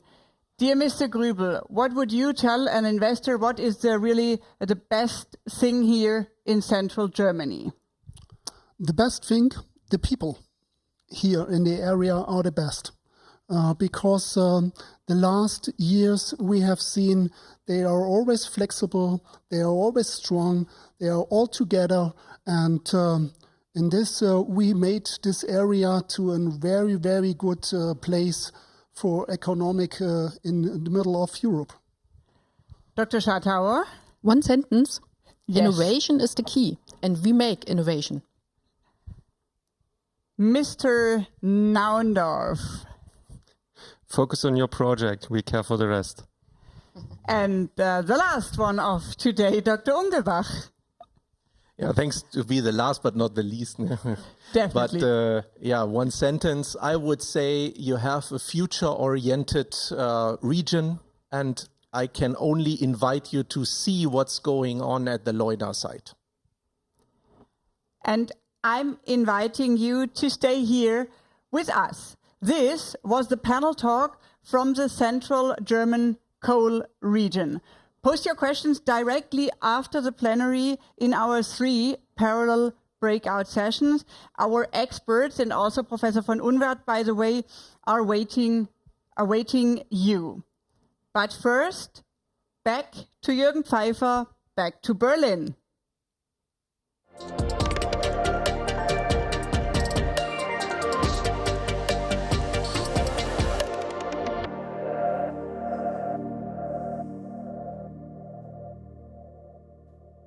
Thank you very much, Silke. That was a great impression that you made here in the central German coal region. I think that is worth asking some additional questions here in our Berlin panel round. Let's put the investment focus first, because we're discussing that. Timo Bollerhey, when you have seen what kind of infrastructure measures, when you have seen what kind of dynamics that region already is providing, do they need investors at all? Absolutely. I think we want to reach the point where we get the projects to FID also, as Werner Diewald has mentioned earlier in the discussion. I think investors they're not only the salt in the soup, but they're the key players. We need also to get away sort of from the smaller projects that are depending on grant, but really make them into viable, economically viable investment cases. And I think to make that step, that is where the investor needs to come in. You know, we can provide the right framework, we can provide also the right political support, having the right incentives. But if we want to really get into scalability, that's where we need commercial funding, commercial money, institutional investors stepping in here, providing not only the right financial support, but also the right intellectual support to create that scalability. I think this is absolutely crucial for the next step. So the scalability aspect, is that what you were focusing? Exactly, absolutely. Also with programs like H2 Global, that's exactly what we're trying what we see in the market at the moment, is providing the right investment cases supported by government support here, but we need investment cases that make sense from an investor's point of view to step in here and get into that scalability. And that is what we need here, providing true investment cases now and not only in 5 years, 10 years down the line, if we want to reach our goals, our environmental goals, if we want to reach also our economical goals. If we see the market is ready, everybody's waiting, everybody's ready, but we need the investment cases today, and that's where we need the right contribution between the public and the private side. Franz-Lina, from the international point of view, and what Timo Bollerhey said, what kind of investment branch and what kind of field do you think is vital for that region at the moment? I think the Leuna region is a blueprint for really a large-scale industrial use of hydrogen. They are doing this today with grey hydrogen, and hydrogen is the buzzword of the energy transition. But after all, it's a chemical that is used today in large quantities, and this region understands how to deal with that as a basic chemical for production. And so in terms of which investors can take on these gigawatt scale investments, I guess we are not, we're probably talking about also pension funds, institutional investors that are the right ones for this region to really be an example of getting this to the scale we have to get. Werner Diewald, when we look at the full picture, where the region is one part and the ramp-up phase that is ahead of us in the upcoming 2 or 3 years, when you would name the 3 top priorities that should be in the focus of investors and also decision makers in politics, what would those top 3 points be, and what role could play that central German coal region in that priority list? I think we need a little bit more welcome culture. So it's in a sense that money is not welcome. Money is welcome. I wouldn't be sure if that is the money is welcome, but what search investor? Why should they come to middle Germany? Exactly. And of course, subsidies are interesting, and space, workers, infrastructure, how I can reach region and so on. So that is very well there. We have this airport in Leipzig, a very well connection, a railroad connection to Berlin. It's very, very fast. That, of course, that are very important also. Human resource, they are available. R&D? Yeah, R&D, I think it's important also, but so we are now on the point to scale up the industry. And it's in the moment a little bit, it's every time, if you have a breaking time now in a new economic, it's very dangerous. Nothing is secured. And so you need some subsidies to establish a big factory to manufacturing, or come from the manufacturing and the factory production. And for that you need, or it's more easier to get some money for that. And I think for that we need some subsidy programs which are really more in line with industrialization and not research and development. That is one point. The other point, of course, that in this region, right, we have this big refinery, so there's an off-taker. And I think we have to bring these components a little bit more together to say, okay, we can produce and consume hydrogen, and also if we need for that equipment, and how we bring it together, and how we arrange it from the ministry side, so that it's very easy for the companies to come, and not the company have to search what is the right subsidy program, where I can get a place, where I can install my company. So perhaps a little bit another view. I think the thinking must be, we are in competition with other areas. And we have to make advertising. And I'm not only looking on Germany. Okay. We have looking on Europe or on the global planet. So the Chinese are our competitors. Okay. And so I think we can optimize our advertising a little bit for that. That means we should make more often those kind of hydrogen investors tours. Yeah. Okay. Good point. Oliver, to cut a story short, because we've just got 1 minute left before we move on to the next region. What we have seen is very, very good preconditions. But where exactly would you consider the region to be in the complete hydrogen value chain? Is it more distribution? Is it more industry? Where would you say could be the most interesting part of that industry could be? The most interesting part in this region, and at least in my opinion, is the off-taker. So they have a very strong chemical industry, they have a very strong refinery industry, and they need tremendous amount of hydrogen. And if we are looking into investments, we always need to have a business case around this, otherwise this is not going to fly. And in this region, we have industry which is committed to decarbonize, which is very good. So they will take this step forward. And of course, hydrogen has to be produced. The question should be in this region, or could this be fully produced in this region? I guess no, this is too small. But from an off-taker perspective, this is a very attractive region. Okay. Now, it's time for a quick change of direction, and let's move to the western part of Germany, located some 600 kilometers away from Berlin and quite close to the lovely Benelux countries, Belgium, Luxembourg and the Netherlands. You'll find the so-called Rhenanian coal region.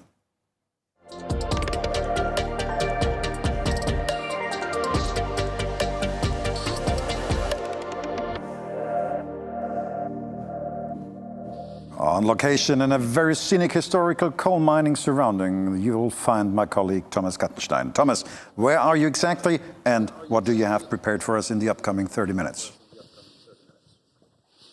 Yes, thank you very much, Jürgen. We are here in Alsdorf, in the city of Alsdorf, in the Energetikon location, which is indeed a very old coal mine with a very beautiful surrounding here, I would say. We have prepared an interesting panel discussion with 4 panelists, as you can see on the screen. And first of all, I would like to introduce to you our panelists. On my right-hand side, you can see Elke Hohmann from the Zukunftsagentur Rheinisches Revier, and here she is Head of Project Development. The Zukunftsagentur Rheinisches Revier is the first point of contact for investors, for companies who are willing to settle in this region here. On the far right, we have Erik Wallner from NRW Global Business. He is Head of Business Unit North America. And with regard to investors and settlement in North Rhine-Westphalia, he would be the first point of contact for that. On my left-hand side, we have Dr. Daniel Opoku from the Brennergy Park in Jülich. Here he is head of the business settlement and marketing. And the Brennergy Park is a special park where investors and where settlements could be made available for companies, but also for research institutes. And last but not least, we have Dr. Albrecht Möllmann. He is chairman of the High Cologne Hydrogen Region Rhineland, which is a network, which is a cluster in order to connect companies and research, and which does the project initiation in this area. But before we start the discussion, I would like to introduce to you our Minister Mona Neubauer. She will give a welcome address on the hydrogen activities in North Rhine-Westphalia. Her title is Minister of Economic Affairs, Industry, Climate Action and Energy of the State of North Rhine-Westphalia. Please. Ladies and gentlemen, distinguished investors, as a Minister of Economic Affairs and Climate Action of the State of North Rhine-Westphalia, I'm grateful for the opportunity to speak to you today about the potential of hydrogen for transformation of the Rhineland mining area. North Rhine-Westphalia is Germany's largest state in terms of residents. We are home to a diverse population of 18 million. Coal mining has been a defining feature of our economy for many decades. Now that part of our history is coming to an end. The last remaining collieries and coal-fired power plants in the Rhineland area will close by 2030. Our industrial sector, especially power-hungry industries such as the chemical industry and the steel industry, will have to adapt. The state government has set up a hydrogen roadmap with a very clear goal. We want North Rhine-Westphalia to become a European model region for the hydrogen-based energy transformation. The Rhineland is in a good place to achieve this goal. We have the necessary demand from local industry. We are close to the seaports in Belgium and the Netherlands, which allows us to import the hydrogen that we cannot yet produce ourselves. We have a lot of the necessary transport infrastructure already in place, and we will invest in what is still missing. And we have the technological know-how of both businesses and research institutions, which includes the energy specialists at Aachen University and the new Helmholtz Hydrogen Cluster at Jülich. Ladies and gentlemen, I firmly believe that hydrogen will be one of the keys to a successful transformation of the Rhineland mining area. You are all invited to become part of this transformation story. I hope to welcome you to North Rhine-Westphalia very soon. Yes, thank you very much, Minister Neubauer. I think she made very clear that NRW, the state here, is very committed to hydrogen and is very active in order to push activities here in North Rhine-Westphalia, and especially in the Rhenish region where we are located here today. So I would like to start our discussion round with the first question to Elke Hohmann from the Zukunftsagentur Rheinisches Revier. What is the Rhenish region and what can investors expect here? Well, give you 5 benefits for investors at a glance, highlighted with some facts and figures. First of all, you heard already, the Rhenish region is in the heart of North Rhine-Westphalia. That means we are in the center of Europe. And with more than 2.4 million inhabitants, which represent 15% of the inhabitants of North Rhine-Westphalia. But it's also good to know that from our region, you can reach 135 million consumers within a 500 kilometers radius. And that is also because of our good infrastructure. So being in our area means that you can make use of first-class networks, dense network of motorways and railways lines, and that you have access to the overseas ports in the Netherlands and Belgium, as well as to the ports at the River Rhine. And you mentioned already we have the airports Düsseldorf and Cologne, but we are also nearby the international airports in Frankfurt, Amsterdam and Brussels within a 2 hours drive, which is also a benefit for the investors. Another benefit is that we are an industry region, and that by history. So we have a lot of industry, also energy-intensive industries such as chemical industry or paper industry, still here in our region. But we have also some other branches such as mechanical, engineering and metal industry. An industry that stands always for skilled and well-educated workers. And we are very proud of this. And yeah, having industry, it's also saying that we have value chains, we have suppliers of parts, and also of technologies and innovation. And innovation, that is another benefit in our region because we have an exceptionally high density of universities and research institutes. Minister Neubauer mentioned already the Forschungszentrum Jülich. We have also the German Aerospace Center in our region, but also 6 University of Applied Sciences, which work very close with the small and medium-sized companies in our region. And yeah, we are very proud that we can welcome every year more than 25,000 graduates leaving our universities, so the universities in our region. So, yes, and the last benefit is we are an energy-producing region.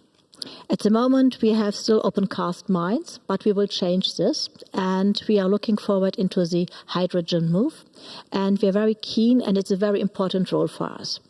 And for us, that is the company I'm working for, the Zukunftsagentur Rheinisches Revier, and we are the main, we are the first address, if you like, if you're looking for contacts into the region. Doesn't matter if you're looking for a contact for politics, for sciences, for business, or for other associate partners. So just come and contact us, and yeah, we are looking forward to get in touch with you. Very good, thank you. So nearly everything is prepared, so we can start the hydrogen business already today, and we will hear later on that we already started it. So some activities are already going on, and we want to deepen that, we want to reinforce that, and we are prepared for that. That's for sure, yes. Yeah. Mr. Wallner, you are representing NRW Global Business. What is your services and how do you support investors in NRW? Well, thank you. We just learned that NRW and especially the Rhenish region has a whole lot to offer. And hydrogen is just a part of it. So it's a very, very interesting region when it comes to FDI because it's so attractive. And if you're an investor, your first point of contact would be my institution, which is NRW Global Business, which is the state-owned trade and investment agency. So if you're coming to NRW, if you're interested in investing, just reach out and we will provide a full service package for you, which includes that we find the right place for your settlement, whether you're looking for an office, a warehouse, or maybe a production site. Well, and we also introduce you to legal and accounting professionals, if you like to, and help you set up the company and provide market information for you to be based on the right data information, your business decision. We also provide you with funding opportunities depending on your demand, of course, and introduce you to our networks and our partners, the H2 community in NRW, which is rather strong. So, in a nutshell, the services of NRW Global Business are free of charge because we are 100% tax paid, and therefore, please reach out to us. We are your initial partner to support your investment projects and your settlement in North Rhine-Westphalia. Thank you, Mr. Wallner. So we have a lot of support here in North Rhine-Westphalia in the Rhenish region. If you are interested in our region, please contact the people you got to know in the last 5 minutes. So very attractive conditions that we can offer here. Now we come to a special spot in Jülich, the Brain Park in Jülich. Dr. Daniel Opoku, what does the Brain Park offer for investors? What are you doing with regard to hydrogen? Yeah, thank you, Thomas. Brain Park Jülich essentially offers three things to potential investors.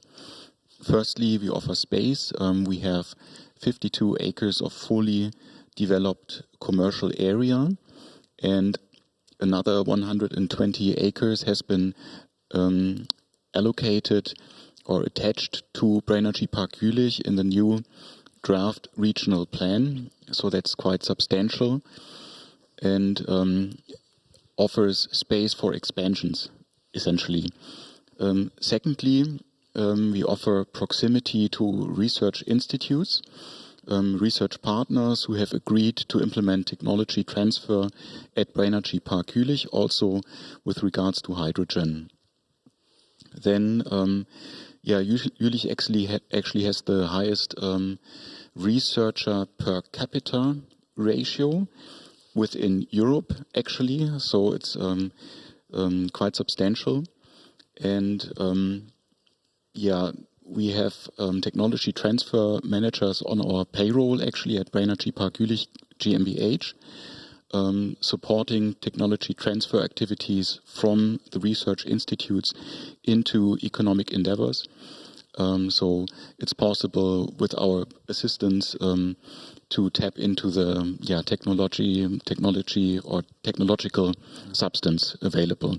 And thirdly, we offer in selected cases actually, and also for startups, turnkey facilities, for example, office space, multipurpose halls, or even laboratories to support settlements, basically. Mm-hmm. Mm-hmm. Okay, very good. So skilled workforce is available in our area, that's for sure. Absolutely, yes, as already mentioned before. Okay, thank you. Dr. Albrecht Möllmann, he's the chairman of High Cologne Hydrogen Region. What is your business? What are you offering to companies that are willing to come to North Rhine-Westphalia and to the Rhenish region?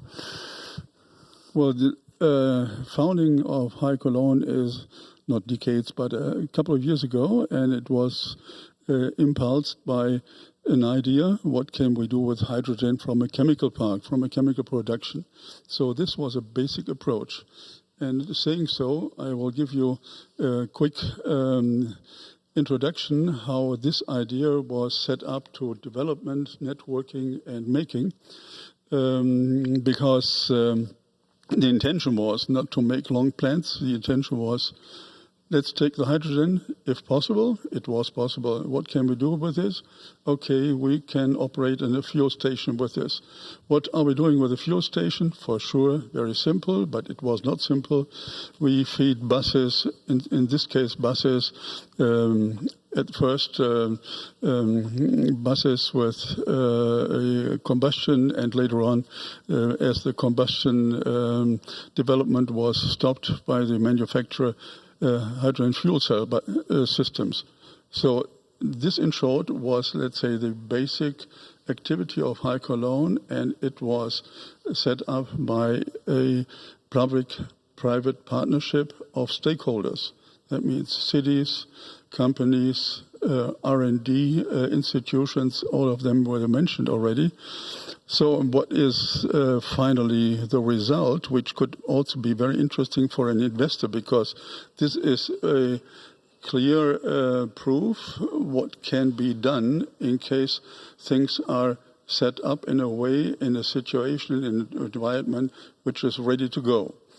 And the end is the first fuel station was brought in operation in 2010, then later on another two buses followed.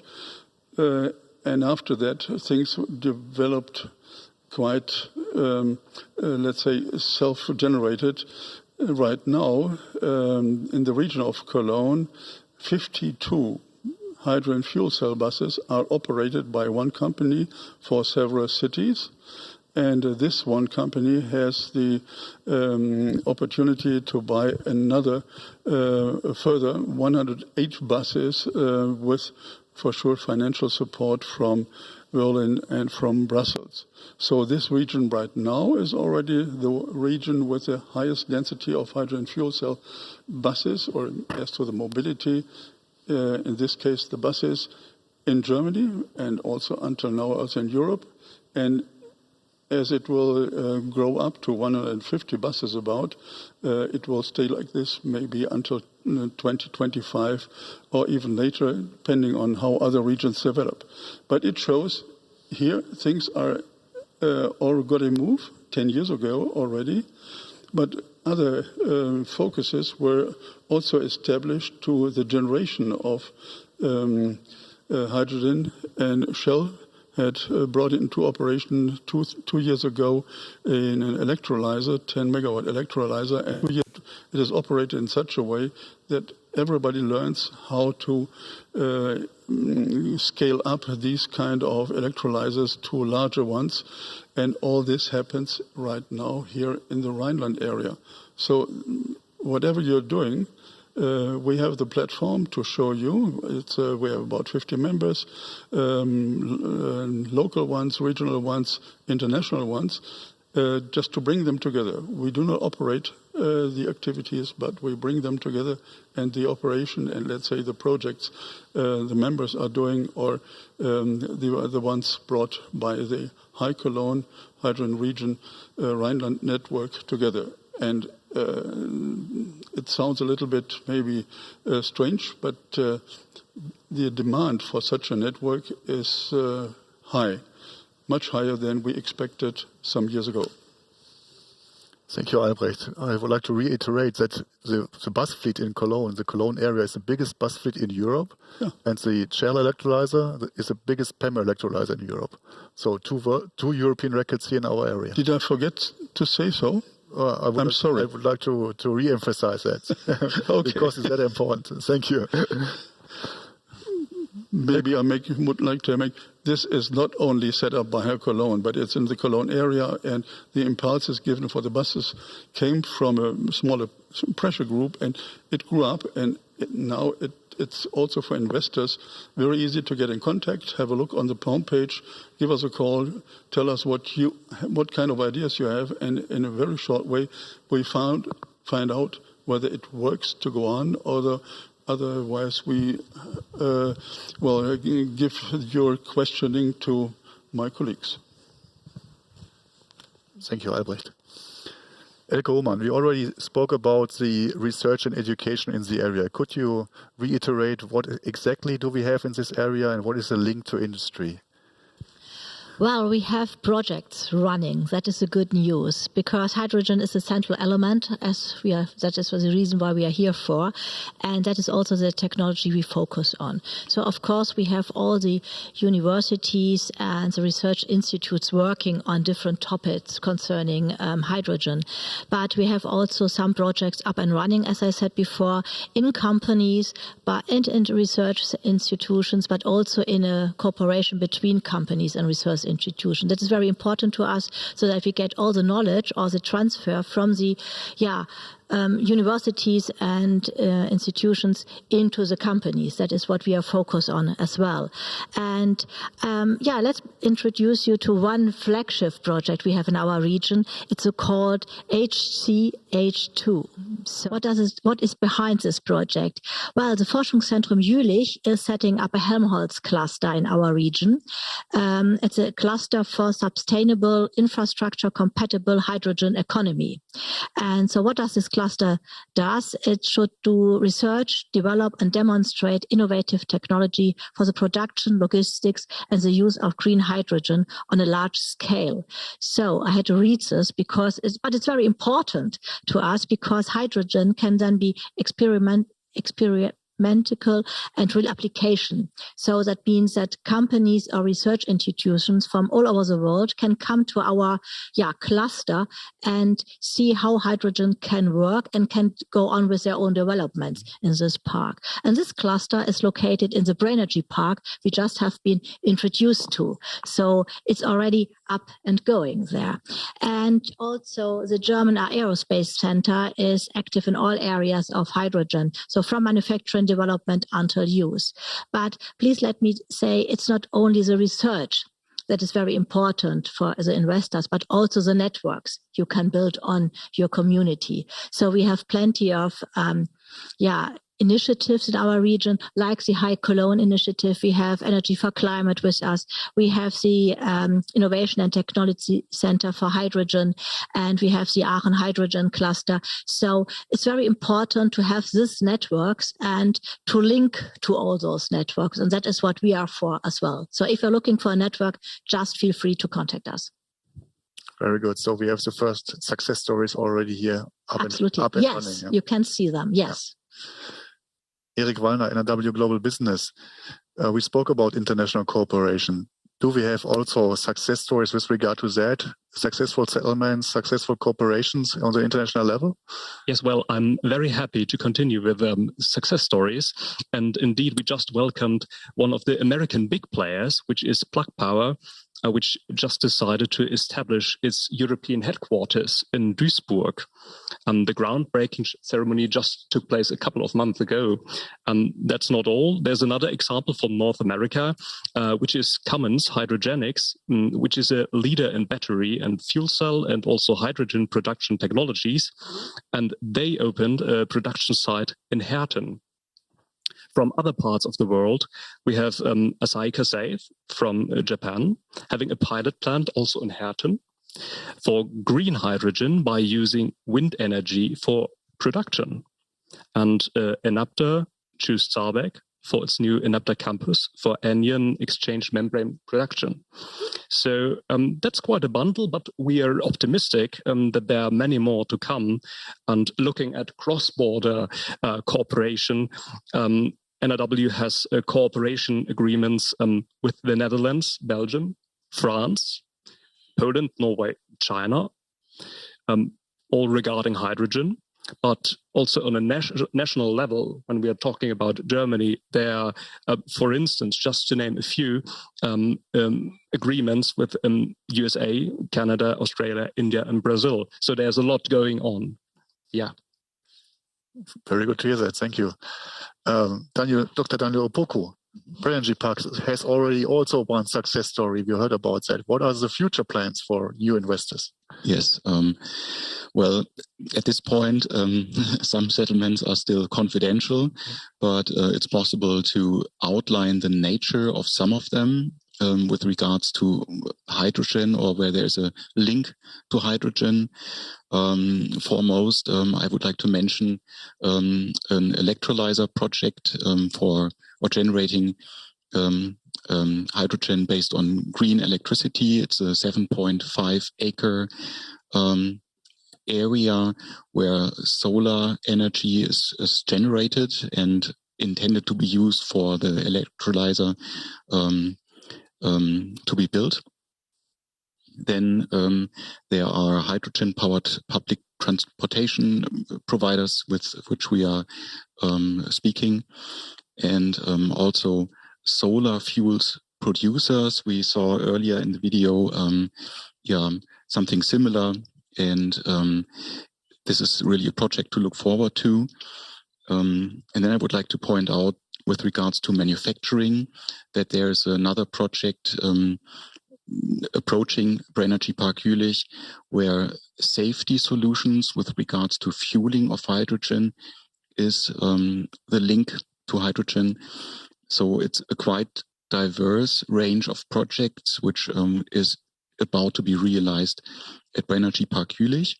And as already mentioned previously, the Helmholtz cluster, hydrogen energy will be realized in Brennergy Park Jülich, and there are two pillars which I think are worth mentioning in order to convey a little bit more the details about the project and how it's intended to move hydrogen forward in the region and beyond. The first pillar concerns the Hydrogen Innovation Center, which is part of HCH2. And then secondly, a demonstration region will be built with hydrogen pilot projects. So to sum it up, inventing or innovation and then implementation in the industry are parts of this project, and Brennergy Park Jülich offers the space for scaling. Yeah. So space is available. Yes. Good to hear that. Dr. Albrecht Möllmann, High Cologne, Hydrogen Region Rhineland. We heard about some lighthouse projects already. What are the next plans in your area with regard to new projects, new lighthouse projects, and how is High Cologne involved in that? Well, there are quite a few projects ongoing with a, let's say, different development state. Let me mention one. For sure, it is necessary to realize that the infrastructure for the hydrogen activities is a very important backbone. And transporting hydrogen only by trailer is not the solution for the long-term processing. Therefore, the idea was set up 2 years ago to think about or to reflect about a pipeline concept around Cologne with some extra spaces or extra pipelines deeper into the Rhenish area, etc. This investigation is finished. Shortly ago, the first results will be given. And I can say as much that based on that, we intend to continue this investigation because we are convinced that there are a lot of pipelines already available or are in the ground, which can be repurposed and so on and so on. And it will be in a short time necessary to bring these pipelines into operations, especially when a lot of hydrogen has to be shipped from A to B to C to D, because when glass industries or other industries or chemical industries need a lot of hydrogen, so they need pipelines. And this pipeline project was initiated by High Cologne, and we expect a further development this in the second half of 2022. Furthermore, we had given some impulses for a high expert project in the region, or we are part of the high expert project in the region of Aachen. And as to the High Cologne activities, networking needs a good platform, and we have developed, let's say, an app to bring all the actors together, and all that will be brought into operation in a short time.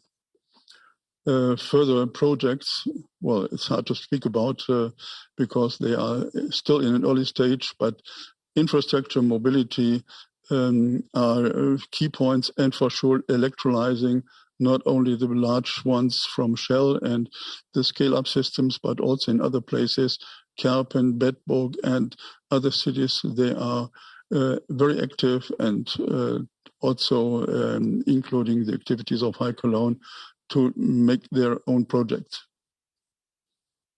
Very good, thank you, and thank you to my panelists. I would like to summarize some results of the discussion. I would say the Rhenish region has to offer a big potential for investors, because we have potential for renewable energies. We can produce hydrogen here in this area, as we can see from some electrolyzer projects. We have infrastructure available in order to transport the energy in the region or outside from the region, maybe from the North Sea or from our neighbors in the Netherlands.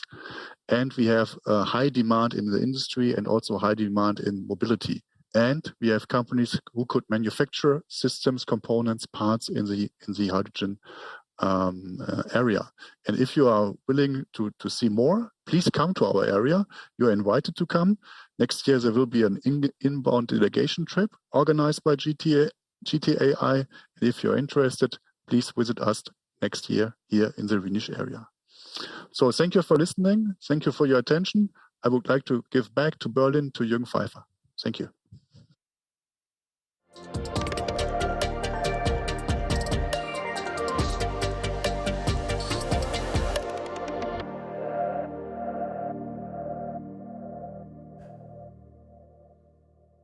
Thank you very much from Berlin, Thomas. Thanks for the really impressive insights that you've been showing, and that we can go into depth a little bit. But before we move on, let me remind you everything you want to know about every speaker today you will find online on www.GTAI Live is the proper domain for your demands. And don't forget to join one of our 3 breakout sessions after the show. My colleagues from GTAI will be more than happy to help you with your questions. And by the way, don't forget to register there too for the upcoming Inbound Investors Tour the great folks from GTAI are planning, but only if you get in touch with them and tell them what exactly you are interested in. So let's again see and judge a little bit what we've heard in the 30 minutes behind us. Oliver, looking from the investor's point of view, we have a region which is also very international, with the Benelux in the near vicinity, with the port of Rotterdam quite close, with the port of Duisburg. Would it be completely wrong to say that the Iranian region is very, very good for distribution? Yeah, of course. And it's, as you mentioned, there's a lot of industries, there's a high demand on mobility. It's a big, this Rhine-Ruhr area is a big cluster of several different industries with a long tradition and with a huge need of clean energy. So it's an very energy intensive region, and it's well fitted to make the next steps into the hydrogen economy. Yeah. Werner Diewald, when you look at the structure of that region and the European neighborhood, when you look at the structure that the central German coal region, for example, has, it's a little similarity, but it's not same, it's but different. Because you have, of course, chemical industry also with BASF in Leverkusen, but you have it in Leuna too. So where would you, from the investor's point of view, outside of Europe, in a completely different world, where would you say could be special advantages for the Iranian region compared to others? I think what Oliver said before, it's you find everything there. So you find the industry, the off-taker, but also the producing machinery industry, also the steel manufacturers are there. And you have a lot of airports there, international airports. So it's interesting area, of course. Then you have the Rhine River. So you can transport if you produce electrolyzers over the Rhine. So I think that is, of course, completely different. It's a little bit more the pool position if you compare it. But on the other side, I think the challenge is to find some, if you think big, you say, okay, I want to build really a big manufacturing company for electrolyzers or fuel cells and so on. The space is a little bit limited in North Rhine-Westphalia. And that is perhaps one positive point for Middle East, Middle Germany. Okay. And they have to play this card. Okay. When you look at the R&D situation, Franz Lina, you have those very famous universities, RWTH in Aachen. I studied there. Sorry? I studied there. Yeah, I know. Very famous people that come from that university, I've learned, yes.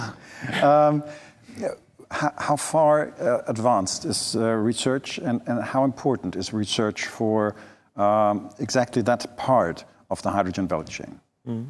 As you say, it has a long track record of top-notch R&D with Jülich, with Aachen. But again, now we are at the stage where we have to build stuff, and so it could be an advantage to be in a region that is really welcoming these large-scale investments. Nevertheless, each of those regions has their unique selling points, and maybe the West, the Rhineland region, is already very well prepared, is very innovative, but maybe also a little bit crowded, as Werner Diewald said. So for these large-scale investments, the central and the eastern region may have benefits. Let me integrate also Timo Bollerhey in Hamburg. Timo, we talked about scalability, and this is of course one of the major points for investors and their money. Have you had certain special projects in the Iranian region in mind that are especially valuable and scalable for your point of view? I mean, obviously, from our point of view, looking at the offtake situation, I think the Rhine region is very well positioned just due to the vicinity also to large ports or import ports like Rotterdam, Amsterdam, Antwerp, that could play potentially a vital role when it comes into providing imports and landing facilities towards Europe, towards Germany. So I think it was already mentioned, the River Rhine and Duisburg as a harbor is a very good proximity also with the off-takers, with the chemical industry, with the steel industry. Everything is concentrated here in that region. So from our point of view, there's, especially from the off-take side, a lot of interest into what we're trying to conduct in regards to importing green hydrogen and derivatives towards Europe, towards Germany. As we're slowly approaching the end of this hydrogen tour today, let's try to kind of sum up and draw some final conclusions here on the panel, gentlemen. Franz-Lina, if you look at the facts we discussed in the beginning, what did you personally and from your international partnership point of view impress you the most during the presentations that we had from the national point of view? Because we are all part of one big party with 3 different regional specialities, if you will. Mm-hmm. First of all, skip to the local level. I'm from the south of Germany, and we have been doing very well economically for several decades, a lot because of a very strong automotive industry. But when I look at those 3 regions, I think they are getting prepared to maybe be our backbone of the energy system, maybe even the economy in 20 years from now, I don't know. And it's perhaps an irony of history that those coal regions, well, if you look at what energy do we have in Germany, we have had coal and we have renewables. And now we are skipping this phase of natural gas. So staying from one domestic energy carrier going to the other one. Maybe those regions will again become the energy regions in Germany and the industrial regions in Germany. So I think we are all together in this, and from the federal government perspective, we are doing everything we can to create this hydrogen economy in Germany from the bottom up, for example, through our Highland program. We are supporting the entire value chain of hydrogen, from production through to transport, storage, and end-use applications. And of course, as you say, we want, as Germany overall, to be leading in this space. And from an investor perspective, I think we should point out that this is in agreement with the European priorities as well. So if you want to have certainty, go to Europe, go to Germany. We want to have green hydrogen in the long run, and what you wish more for than this kind of certainty for your investments. Thank you very much. Timo, we spoke about through the day about bankability issues and the expectations in terms of financial fundings. When you look at that on a national level, how would you judge from the investor's point of view the expectations and the viability of funding from public and private banks in comparison to perhaps neighbor countries? And would you consider Germany to be a very safe haven for investments from outside investors?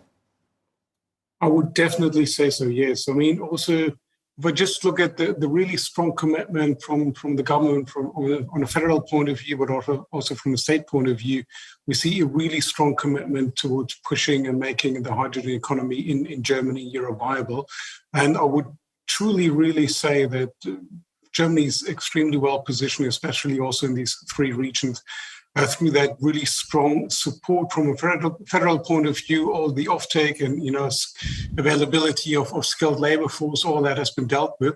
But I think in that combination, it really makes a very, very strong investment case here. And I can only just also speak from my personal experience within H2 Global. We are supported by the federal government here. I'm really overwhelmed by the extremely strong commitment, support, and enthusiasm also that the government is sort of trying to push the slave here and getting the hydrogen economy going in Germany and in Europe. So I really believe that combination makes it a very viable business and investment case for Germany. Thank you, Timo.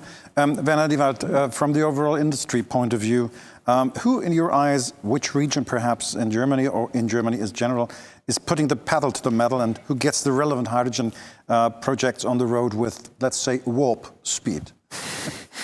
Warp speed, or in my opinion, what I've seen is a little bit the north areas are really pushing very hard and go forward. What I think it's so Germany is not the big country. If you look from abroad, it's a small country. So, like Belgium, you probably would say. Belgium, okay. But if you look from the Chinese or Austria, okay. So of course we have different regions, but in the end, I think for these countries and for this perspective, it's one region, and I think we have to cooperate more together. It's not one region against the other one. The cake is so big. If we want really to ride it and to get the biggest piece of it, and I think that must be our challenge.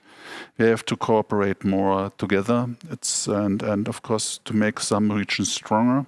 Each region has a focus where they're really strong, and so I think that we should play more together and understood us as a community who really bring the warp speed, to reach a warp speed for the hydrogen business. I think that must be the main news that we have from today.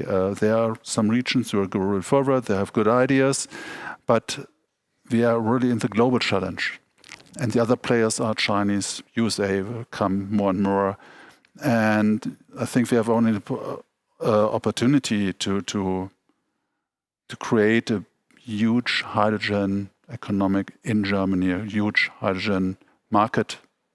If we work together and make us stronger together, then we have a big chance to win the race. Oliver Weimann, last words from your side. Do you see obstacles in that vision that Werner was pointing out in Germany? Can we miss being successful? In fact, no, we cannot. No failure.